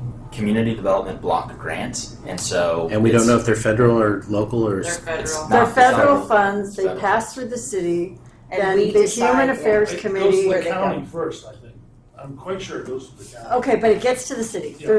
There's, whatever the process may be, the magic happens. There's a chunk of money that members of the Human Affairs Committee Decide where work it group goes. that are on this item decide how it's allocated among, They're part of a larger group of people, so. Indeed. Two of us that were there, indeed. and there were maybe, a total of 6 people that were there. And then you determine who the grant recipients are. Yeah. So people have to fill out the grant application, Dorothy Visser, and then the determination is made how those funds are allocated. Is that accurate? Yeah. And Thank there's you. an application process, which is every year. Right. And it's an ongoing thing. I'm not proposing to change anything that's already part You of just the want to process. memorialize it as part of our work plan. Perfect, I have it. Yeah. And then Okay. the other thing is character counts. So I've been kind of noodling on this for a long time because the character counts mural has been there for a long time. And I remember seeing it when I was a kid, and it had an impact on me, and I think it would have an impact on a lot of kids. And a lot of the schools around town have different character pillars that they promote, but I think, really my goal for this project would be to just investigate what's the status quo around the schools around town, whether it's elementary or middle school or the high school, see what's already happening, and then see if there's interest in incorporating the 6 pillars of the Character Counts program into the schools. And then from there, then we can work with Character Counts, which is based out of Drake University, and I've been interfacing with them. And we can also look at funding from the Rotary clubs, which are interested in helping out and stuff, and seeing if we can try to get it back in town. There's a fresh new mural at the North Beach bathrooms that's just waiting to have some program behind it. So. I like Are it. there, I are like there that one. 6 people up there, or is it representative, or is it just the slogan? The slogan, what's on there now, you mean? Yeah, I know that what's on there now is a slogan, but I mean, are There's there? no program behind it. Okay. Right. That's now, what Tyler's proposing. Yeah. So He's you talking about these nebulous 6 pillars. I have no idea what those are I'm sorry either. that I didn't give any background. So about 20 years ago, there was a Rotarian, San Clemente Rotarian, who was also a volunteer police officer that was very involved on the campus and helped to establish the Character Counts program, which is a set curriculum based on 6 pillars of character that gets implemented in various capacities throughout the community, whether it's in schools or outside of it. It's something that can apply to anybody. Anybody can use 6 pillars of character in their life, and they're really valuable. And so at that time, it was implemented at the elementary school, and they also had a program at the high school. And this Rotarian was pretty much the one that spearheaded it, and then she moved away, and it kind of fizzled and died. But the mural remained there for a long time until it got painted when the North Beach bathroom got painted. And then the San Clemente Sunrise Rotary Club last year came back and decided they wanted to revitalize the mural. So they did that, which was cool.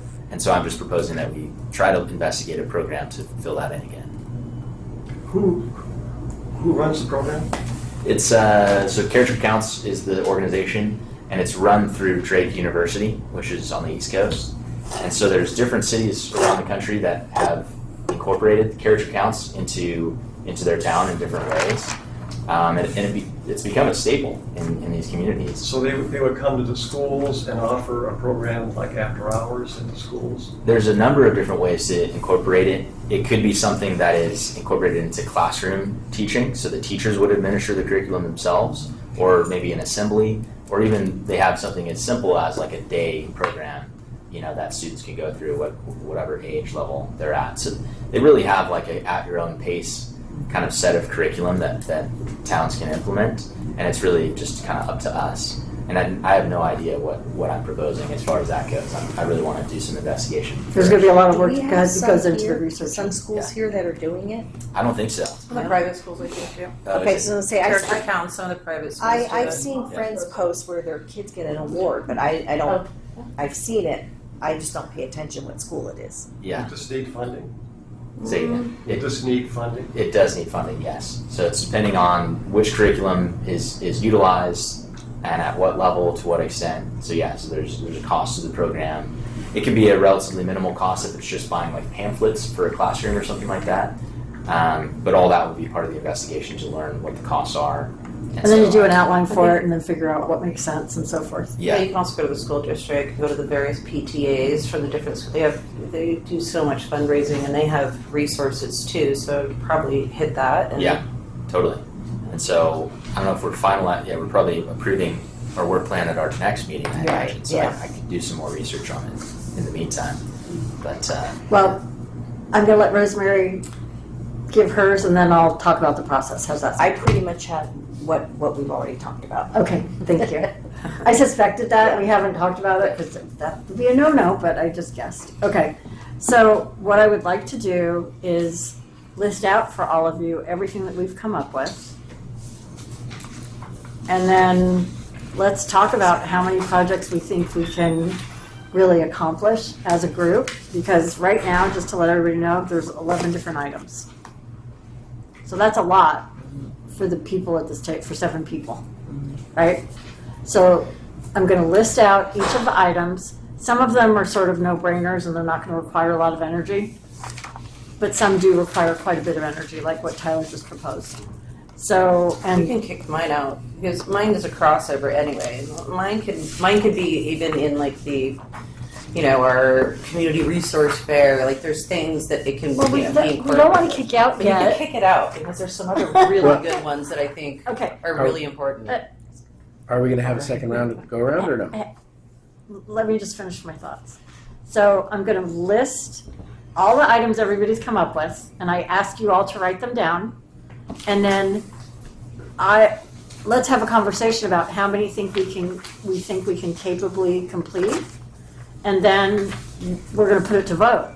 And you get to vote on however many we think we can realistically complete. That's how many you can vote for. Fair enough? Yeah. So the other thing we can do is, and I'm throwing this out to the group, I can list out all the options. We can go through and vote on all of them, and then we can go with the top vote getters and then cull it down from there. I like that. Let's do that. Yep. Okay, so taking it from the top, if you could please take notes, everybody. Number 1, and I'm going to make it very brief. Number 1, community resource fair. Number 2, update the resource registry. That actually could be an offshoot from the resource fair because it's a small one. So, I mean, theoretically, we could lump it in there. I don't want to give it its own line item, so you don't have to vote for that. So that's part and parcel of the community resource fair because all the providers are going to be then go on to the city website. So the next one, so number 1 is community resource fair and resource registry. That's going to be one item.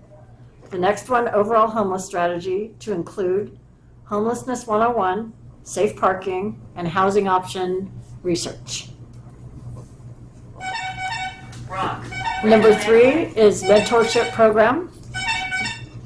Number 4 is every. Sorry, what was the number 3? I'm still writing this down. Mentorship program. Mentorship, okay. Sorry, I speak quickly. That's all right. Number 4, every 15 minutes. And just to refresh everyone's memory, the work that's required is negligible, but we do need a liaison from Human Affairs to work with that. Number 5, the San Clemente High School Humanitarian Award. Number 6, the AI questionnaire for the community. Jill, are we kicking off e-bikes or do you want to vote on it? I don't know. It seemed like a good idea yesterday, Okay, but I don't in know. all There's some really fairness- good ideas. In all fairness, I want to vote on it. You I mean, got I think it? it's great, but I think it might already be handled by them. Like that's kind of the way I'm looking at it. Well, you have to decide right now if we're voting on it or not. Vote on it. Vote on it, okay. I have a suggestion that Yes, sir. Jill can make some inquiries and bring it back to us next time. That's what we're gonna do. We can add work Yeah, plans that's true. Okay, That's true. during That's the true. year. that's TBC, to be continued. TBC. So you're gonna ask some questions, you're gonna contact the right people, and then bring it back to us next time before we finalize. Thank you, Stuart. Yeah, I just gotta hit the other Creative committees and see thinking. what they're doing. Thanks, Yeah. Stuart. That's smart. And talk to safety, public safety. Yeah, I am. Okay. And then the next one, Mr. Veal's suggestion of the Dorothy Visser Senior Center. So that's number 8. Number 9 is the community block grants, formalizing that and adding it in. And number 10 is the character counts program. And I'm just calling it that because obviously there's a lot of subpoints. So we have number 7, we're skipping over. But then we have 2BC. 8, and we have 8, 9, 10. Because I kind of crossed out 7 and made, Okay, I'm going to start from the top because I just confused everybody. Okay, so number 1 is Community Resource Fair and Update Resource Registry. Number 2 is Overall Homelessness Strategy. Number 3, Mentorship Program. Number 4, Every 15 Minutes. Number 5, San Clemente High School Humanitarian Award. Number 6, the AI Questionnaire for the Community. Number 7 is the Dorothy Visser Senior Center project that Dick brought. Number 8, Community Block Grants. Number 9, Character Counts Program Investigation. thank you. You're quite welcome. But you know what? I think we do need to have a governor on how many times you can vote, because what if we all vote for all of them? Then we're not going to cull it down at all. Do we need to bring it down today? Yes, because we have to tighten it up so that we, So can you tell us which ones require little or, happy to. yeah. Okay, so what require, I'll say the things that require the least amount of work. And Money. jump in if I'm, Money. Resources too. yes, every 15 minutes. That actually does require a lot of work. Okay, that's not, I didn't mean that. I mean, no, I meant. I didn't mean it, So- I didn't mean every 15 Right. minutes. I meant the San Clemente High School Humanitarian Award. Oh, okay. That's quite That a bit of work. doesn't- Yeah, it is. That's because you've got to interview them. Yeah. You've got to. Okay, so none of these things Yeah, these are. big Requires projects. a small amount of work. Yeah. These are all big projects. I'm sorry, Dick. Yeah. Okay. Just the every 15 minutes, just so you guys know in here, part of the program is when they take them away and they're in a hotel, we need to have a man stay with the male kids in a hotel room and female stay with the female kids. Thank you it's for gonna coming. be an From us? overnight- Yeah, from One us. of us? Yeah, because I'll do St. that. Clemente High said they can't. You can't say with the They boys. can't have a teacher. So we need like one of you guys would When I be do the have all mentor boys. in the guys' room, and I said I would do the girls, but we need male, female in there. Well, Okay. if you need more than one, depending how many there are, we can all buddy Okay, up. so right now, Girls, girls, guys, guys. right now, esteemed colleagues, we have 9 projects on deck. And that all have a lot of. They all have a substantial amount of work assigned or required. I would propose that we can do backs of 6 well. If you have a different number in your head, do tell. 3, I think I have 10. 5. Am I counting wrong? We have 8. Well, the safety bike thing. Oh, we took that out? Yeah, well, we're to be determined. Oh, right, TBC. Yeah, TBC. I'm just gonna put my 2 cents in. How many do you think we can successfully vote on? I think 8. I'm sorry, go ahead, Joe. 8 projects? I really think that, honestly, that's just my opinion. I like the AI thing, but I just think that these are like more, the senior center needs help. Yeah. Like whether we advise the city or we try to find other resources, maybe we get the kids in there. The I feel like we teenagers can get volunteers to get paint in there. volunteer to help paint. There's a lot We of could things make that a could huge do. community event. Wouldn't And that I be think fabulous? that's very important. That's just my opinion. I like the character Sure, counts a we lot. do it. Whether Yeah. or not they're That's what I feasible said. Yeah. financially, I think they're new and they're Or do important bingo for us to look at, fundraiser. and I love them. Or Dick, we could even do a bingo fundraiser like All we did kinds for of Peer stuff you Pride. could do. They have bingo all the time. I know, but But the money, they go all the time. We go. we go to every They single go a one. lot, yeah. We would go for There's- 3 years. She says you go. You Yeah. go. Oh yeah, we go. We That's bring right. dessert. We find friends that look lonely. We bring them cheesecake. Yeah, we have. Yeah. Wow. We put people together. Oh, you're You need sitting to go, alone. it's You're fun. sitting Yeah, alone. it's Come fun. sit It's at our actually fun. table. Aw. Yeah, they laugh at us. We get her daughter, who's a cutie pie, to go bring people dessert and coffee. Okay, as I remember, you said you want to cut it down to 3 things last time. Is Well, that bring correct? your 3 favorites, is Your what I 3 say. favorites. So now we have 9. All right, one more comment. Yes, sir. Number 8, the community development block grants. That doesn't require much work at all, because, I was on that Okay. last year, and it's just one afternoon or a couple Right. hours. Okay, Not a so big I'm going to take that out of the mix. So that means we have 8 Easy that to do. require a chunk of work. deal. Yes, Fair enough? yes. Okay, so do you think we can capably do 8 projects well? Or is that too No, many? I We're think biting we have off too more than we many. can chew. I think we have too many, but My, Which of these is the is the monster well, that will eat all our time? I think the overall homelessness strategy, I mean, it could be any of them. It could be the mentorship program. It could be The senior center, that could be enormous. It could be character counts. I don't know if we know. Well, can we see who's interested? Like, I mean, obviously you're probably interested in sharing up the ones, but like, which ones are you interested in? Because if you're like, hey, I'm going to take these 2 or 3 hard ones, and you're willing to do it, then I think that makes sense. Like everybody's like, they're all great ideas, but who wants to lead what? Because there's only so many of us to lead something. But and should that means we? other people But are should gonna have we to narrow learn. down the pool first, or what? Are your? What's your preference? My preference would be to narrow down the pool first. Do we have children that haven't even jumped into the pool yet? No, this is the pool. This is the pool because I had one other one. No, you had your choice. You had your chance. Oh no! What are you said doing 3 now? you said 3 to 5, and I gave you 1. I asked you if you had anything else, and I said, "Is that your big shebang?" And you said, "Yes, that's it." Oh no! That was the. So did I not ask you the question, and did you not say no? No, you asked the wrong question. That was the one. That was the one that I thought was difficult. I have one more, but it would probably fit under the homeless strategy. Okay, Cord, please share with the group. I will share with you because I think this one would be a no-brainer. And I think people would. We should be involved. Okay, naughty boys in the back. You're gonna if you don't not gonna share with everybody, you're not allowed to talk. Cord's gonna tell you something very important right now. I might be. Okay, go ahead. This one, it's called San Clemente Solutions for Change. It said the Solutions for Change transitional housing model is adopted by all 5 city mayors in North County, San Diego, for solving family homelessness. On May of 2013, Carlsbad, Escondido, San Marcos, Oceanside, and Vista issued a proclamation recognizing Solutions for Change for its results and adopted the model to solve homelessness in these 5 cities.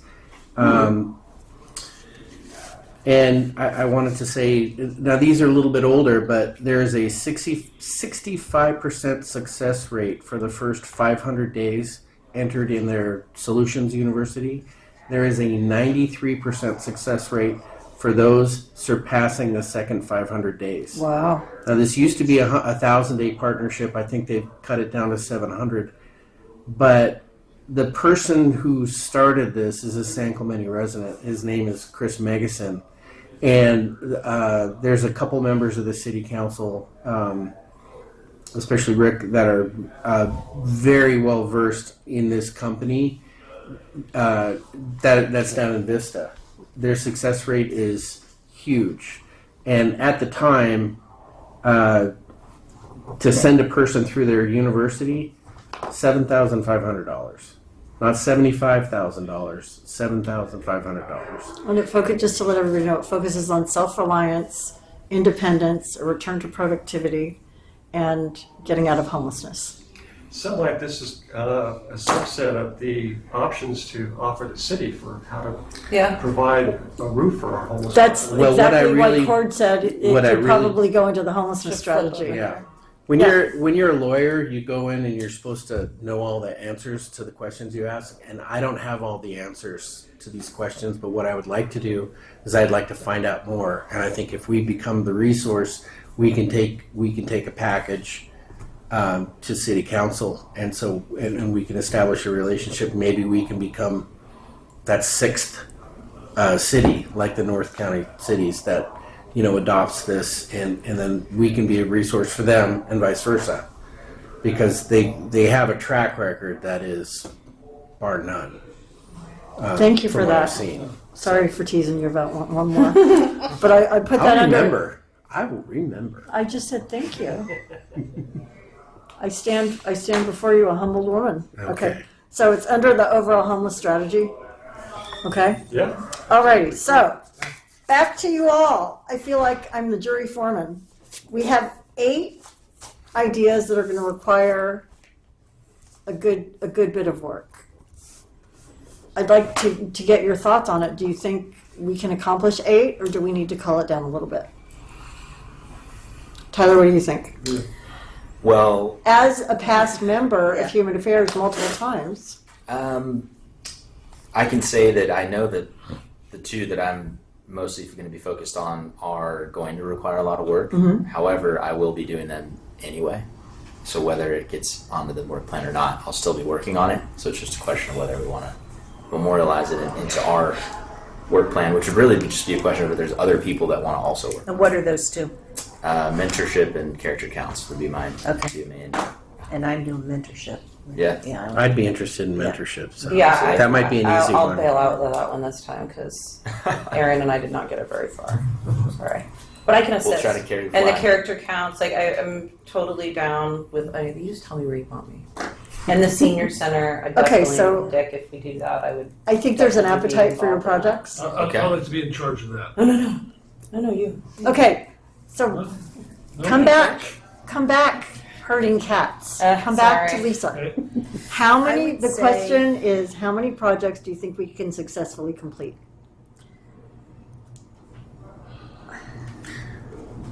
One thing I'm wondering is if Dick joins the Rotary Club and we just take on the senior center together over there, that might be. You mean take it off the work plan and do it at the Rotary? How about Sorry, I've resisted all these years. I'm not gonna Rotary, start no now. Rotary? No Rotary, no Exchange Club, no Kiwanis. Oh man. What about the Elks? I'm an elk.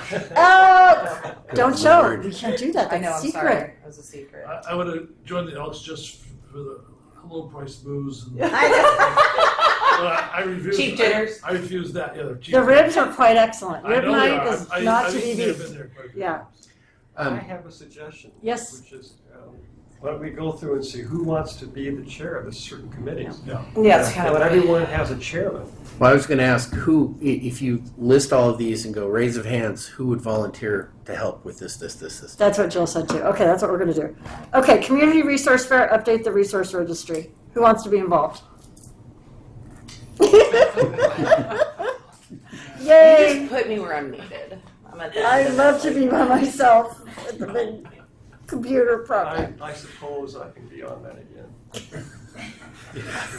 It's a heavy lift. Yeah. I did the town hall in Yeah, 2019. It's a exactly. heavy lift. Yeah. Okay, Lisa Stewart and Jill.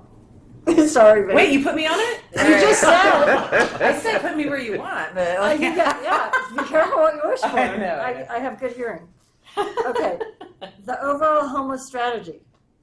I'm guessing Stewart and who Yeah, else? Cord. Stewart and Cord. Excellent, And this is what I'm going to focus on. excellent. But you could be a sounding board for each other. Absolutely. For both of these different types of You guys projects. are- I could mentor. join you guys on that if there's 3 allowed. Sure. Great. Okay, so Oh, I mean, let me preface that. plenty- 3 is allowed, 4 is no bueno. Gotcha. 3 is bueno. Thank you. You're welcome. Mentorship program, I have Rosemary Cord Tyler. Every 15 minutes.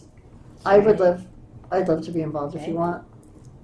you, I'll be Lisa. one of the males if you need me. Okay. Thank you. Lisa Stewart, Lisa, Rosemary.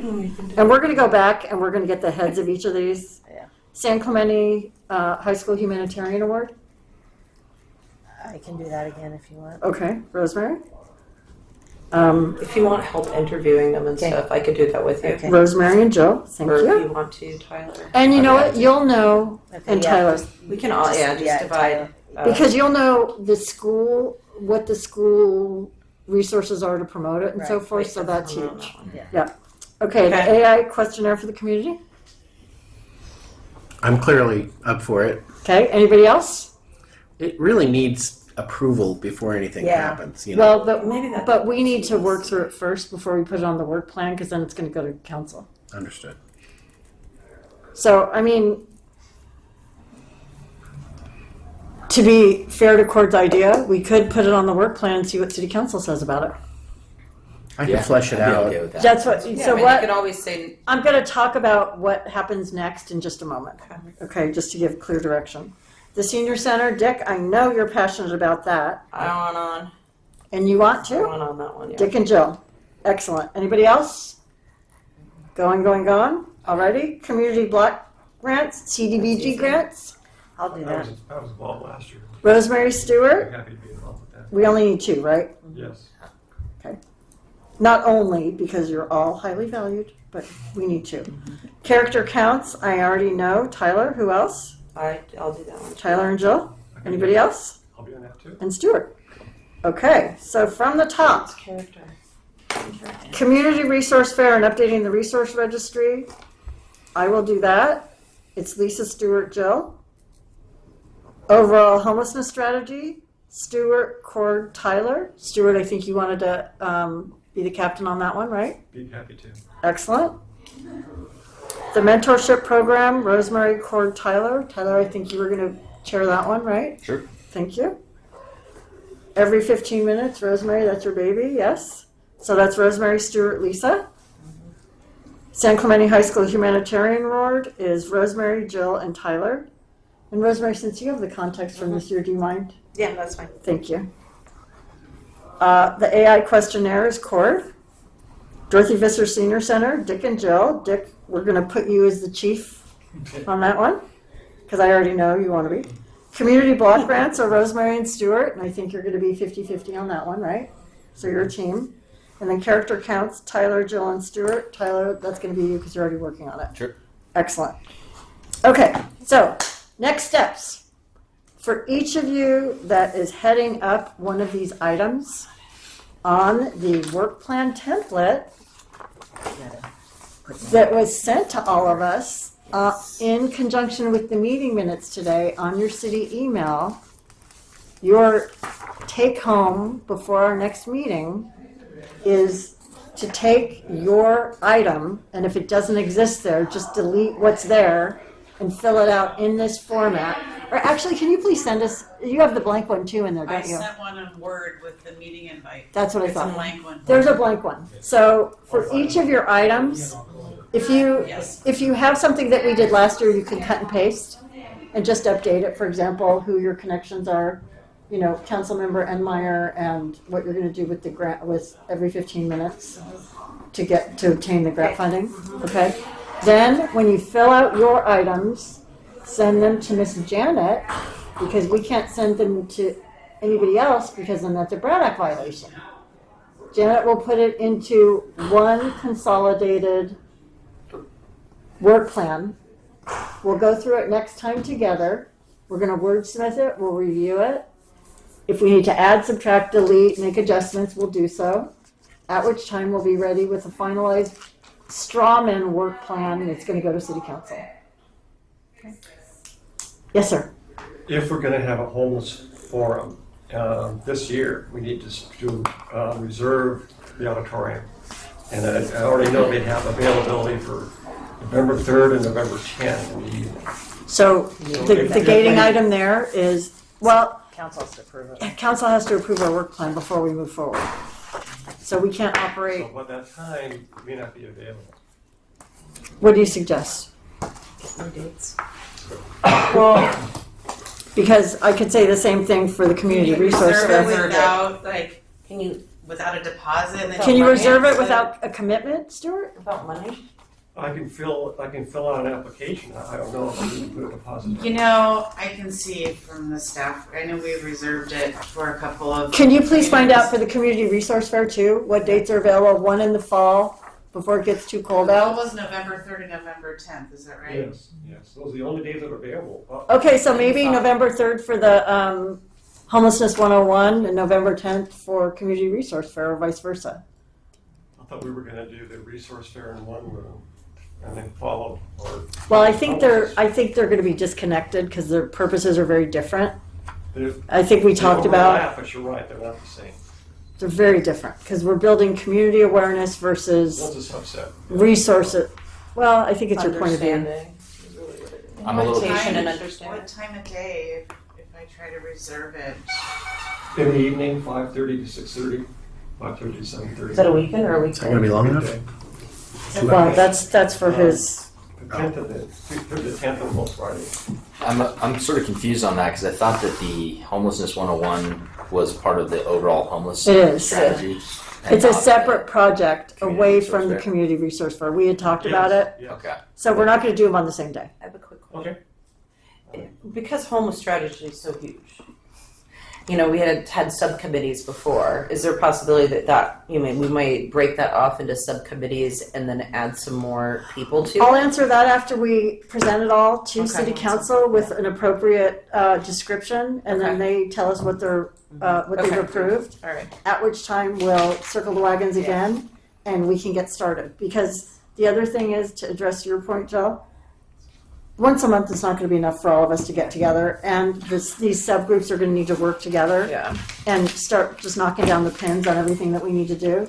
We're going to need to figure out with one another when we can meet, when we can talk on the phone, when we can meet for coffee, whatever. So all of this hinges upon the gating item is what City Council approves. Fair enough? Yeah. Okay, so the take home today is out of the items that we just listed and the people on each project. Do you want me to read them one more time? I think I have it. Okay, excellent. I was just offering. For the person that's heading that subcommittee's efforts, you will take the annual work plan template for 2022, 2020, or 2023, 2024, and enter your items that you're in charge of, meaning you're leading the group, on the template, send them to Janet. By September 1st, if Thank you. possible. That's what I was just The gonna next ask. meeting's on the 12th, and we post the agenda on like the 7th, so I'd like a couple days to consolidate it all. And can you please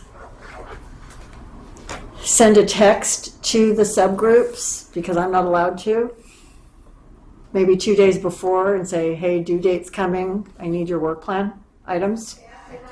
Thank you. But Well, I would recommend. I don't mind doing it, but I'm not allowed to do it. Emails, your city emails too. 'cause Yeah, that's- and then and you guys, if you ever have glitchy city email, get with Janet and she'll fix it for you. Rosemary. I can't get on again. I don't know what's I going on. got It's my work computer can't, my new laptop, I can't get it. I have to go plug in the other one.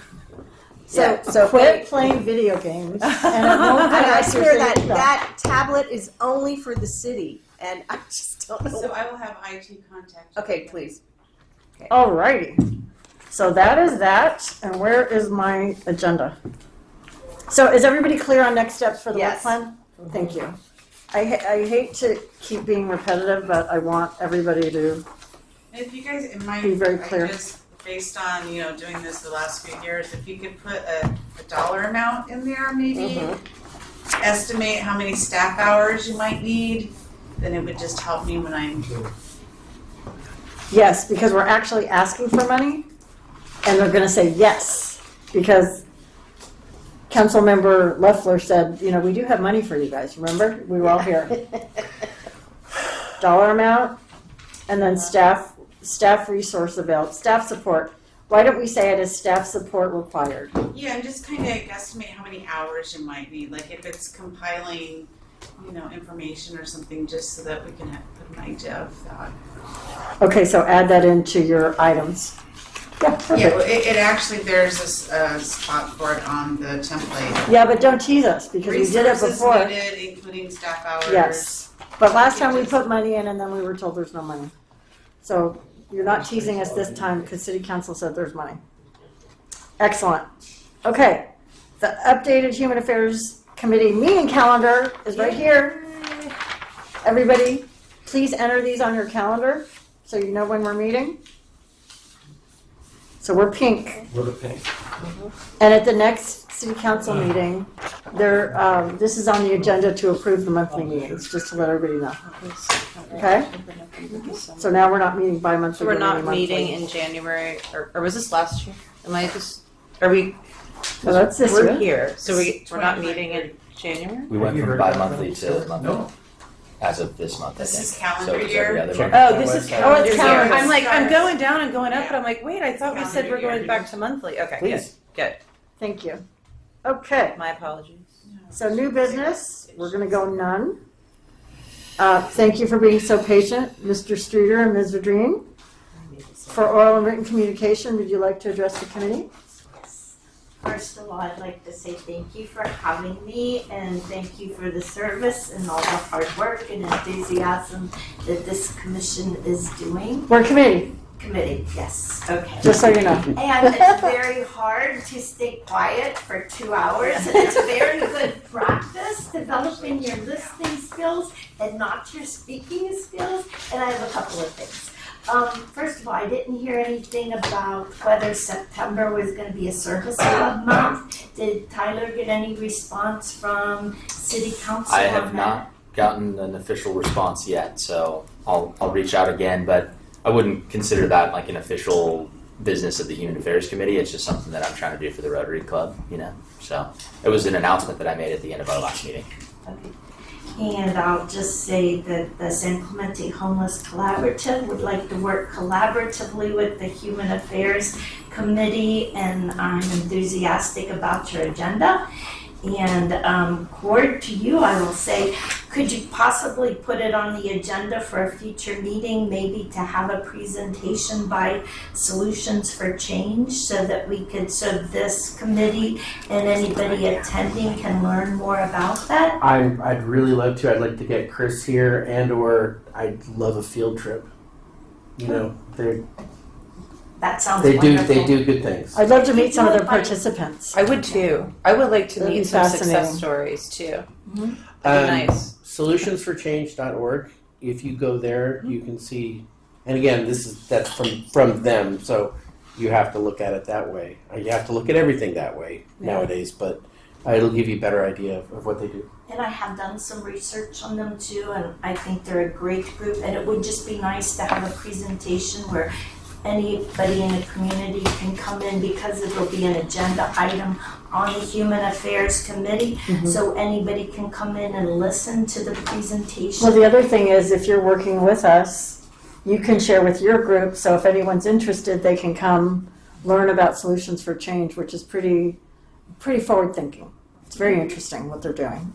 It's fantastic. We might move it to maybe the council chambers. Do we get to sit in the big kids' chairs? I'll bring my gavel. Reserve it, then if there's gonna be a lot of people there, we can always. I'm bringing my gavel. Okay. And I my like it. last comment Yes, please. is any Come service stand where we can see you. any Donna? service club that I'm engaged in, I will say we would like to work collaboratively with Human Affairs Committee on the resource fair. Will you email me, give me that in writing, and then I'll include you on everything we communicate about? Yes, Because- and I think some of the service organizations that I'm engaged in did. They did participate, attend, yes. And it was just a great fair, and kudos. Well, for we want people to show up this year, so expect banners over El Camino Real and Del Mar. Well, if Yeah. City Council approves it, but it's going to be like Fiesta. You're not going to look sideways without seeing a poster. So, and it's going to be, not something I did on Word. It will be something professionally done. And that's the end of my comments. Thank you.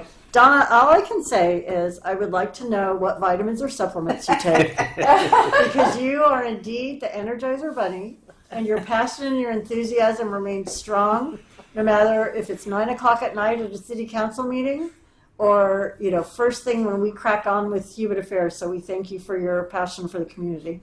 Thank you. Or at 5 o'clock at the Rotary meeting. Yes. Excellent. It's called loving what you do and taking a lot of vacation time and travel time and having a good husband. Oh, got to recharge the batteries. Yes. Mr. Streeter, did you wish to address the committee? No comment. Thank you for coming. We appreciate your A lawyer participation. knows how to keep his mouth shut. No one to hold him. Hey, Well, I'm a friendly lawyer. I love being a we appreciate your participation immensely, and it's really nice to see some of the community showing up for us. I think that's refreshing, and it just shows the engagement is there, which is exciting. I'm with Stuart. Stuart's in the Homeless Collaborative with me, and in order to get anything done, we're going to have to plug in to the Human Affairs Committee. Well, we have to work cross-functionally. And I have to see what else you guys are up to besides homelessness, because it does affect what Stuart and I are up to. Of course. Excellent. Anything from any of our committee members that you'd like to address the committee on? Anyone? Thank you for being patient with me dealing with my sick father and babies and grandbabies and moving. And We're happy to have you. We're happy to have your brain and your enthusiasm. Thank you for being patient. Excellent. I am here, committed, ready. And we are going to put everybody to work around this table. So thank you all so much. I'm adjourning. I got my gavel. I'm adjourning this meeting to the next regular meeting of the Human Affairs Committee to be held on September 12th, 2023 at 3:30 p.m. Same bat time, same bat channel. Show up here. Thank you all so much. Thank you. Thank you. How was Stuart, I was So talking can about you that. sign Hotel. the Yes. distributing I did. letters there? I It's did. early stage right now. Perfect. Yes, ma'am. They sold it for $3.1 billion. Yeah, they didn't advertise. It's cool. down, it's something that's Okay. down. That's the record Yeah, longest. it's down. I know. It was never had. I'm not sale at all. complaining.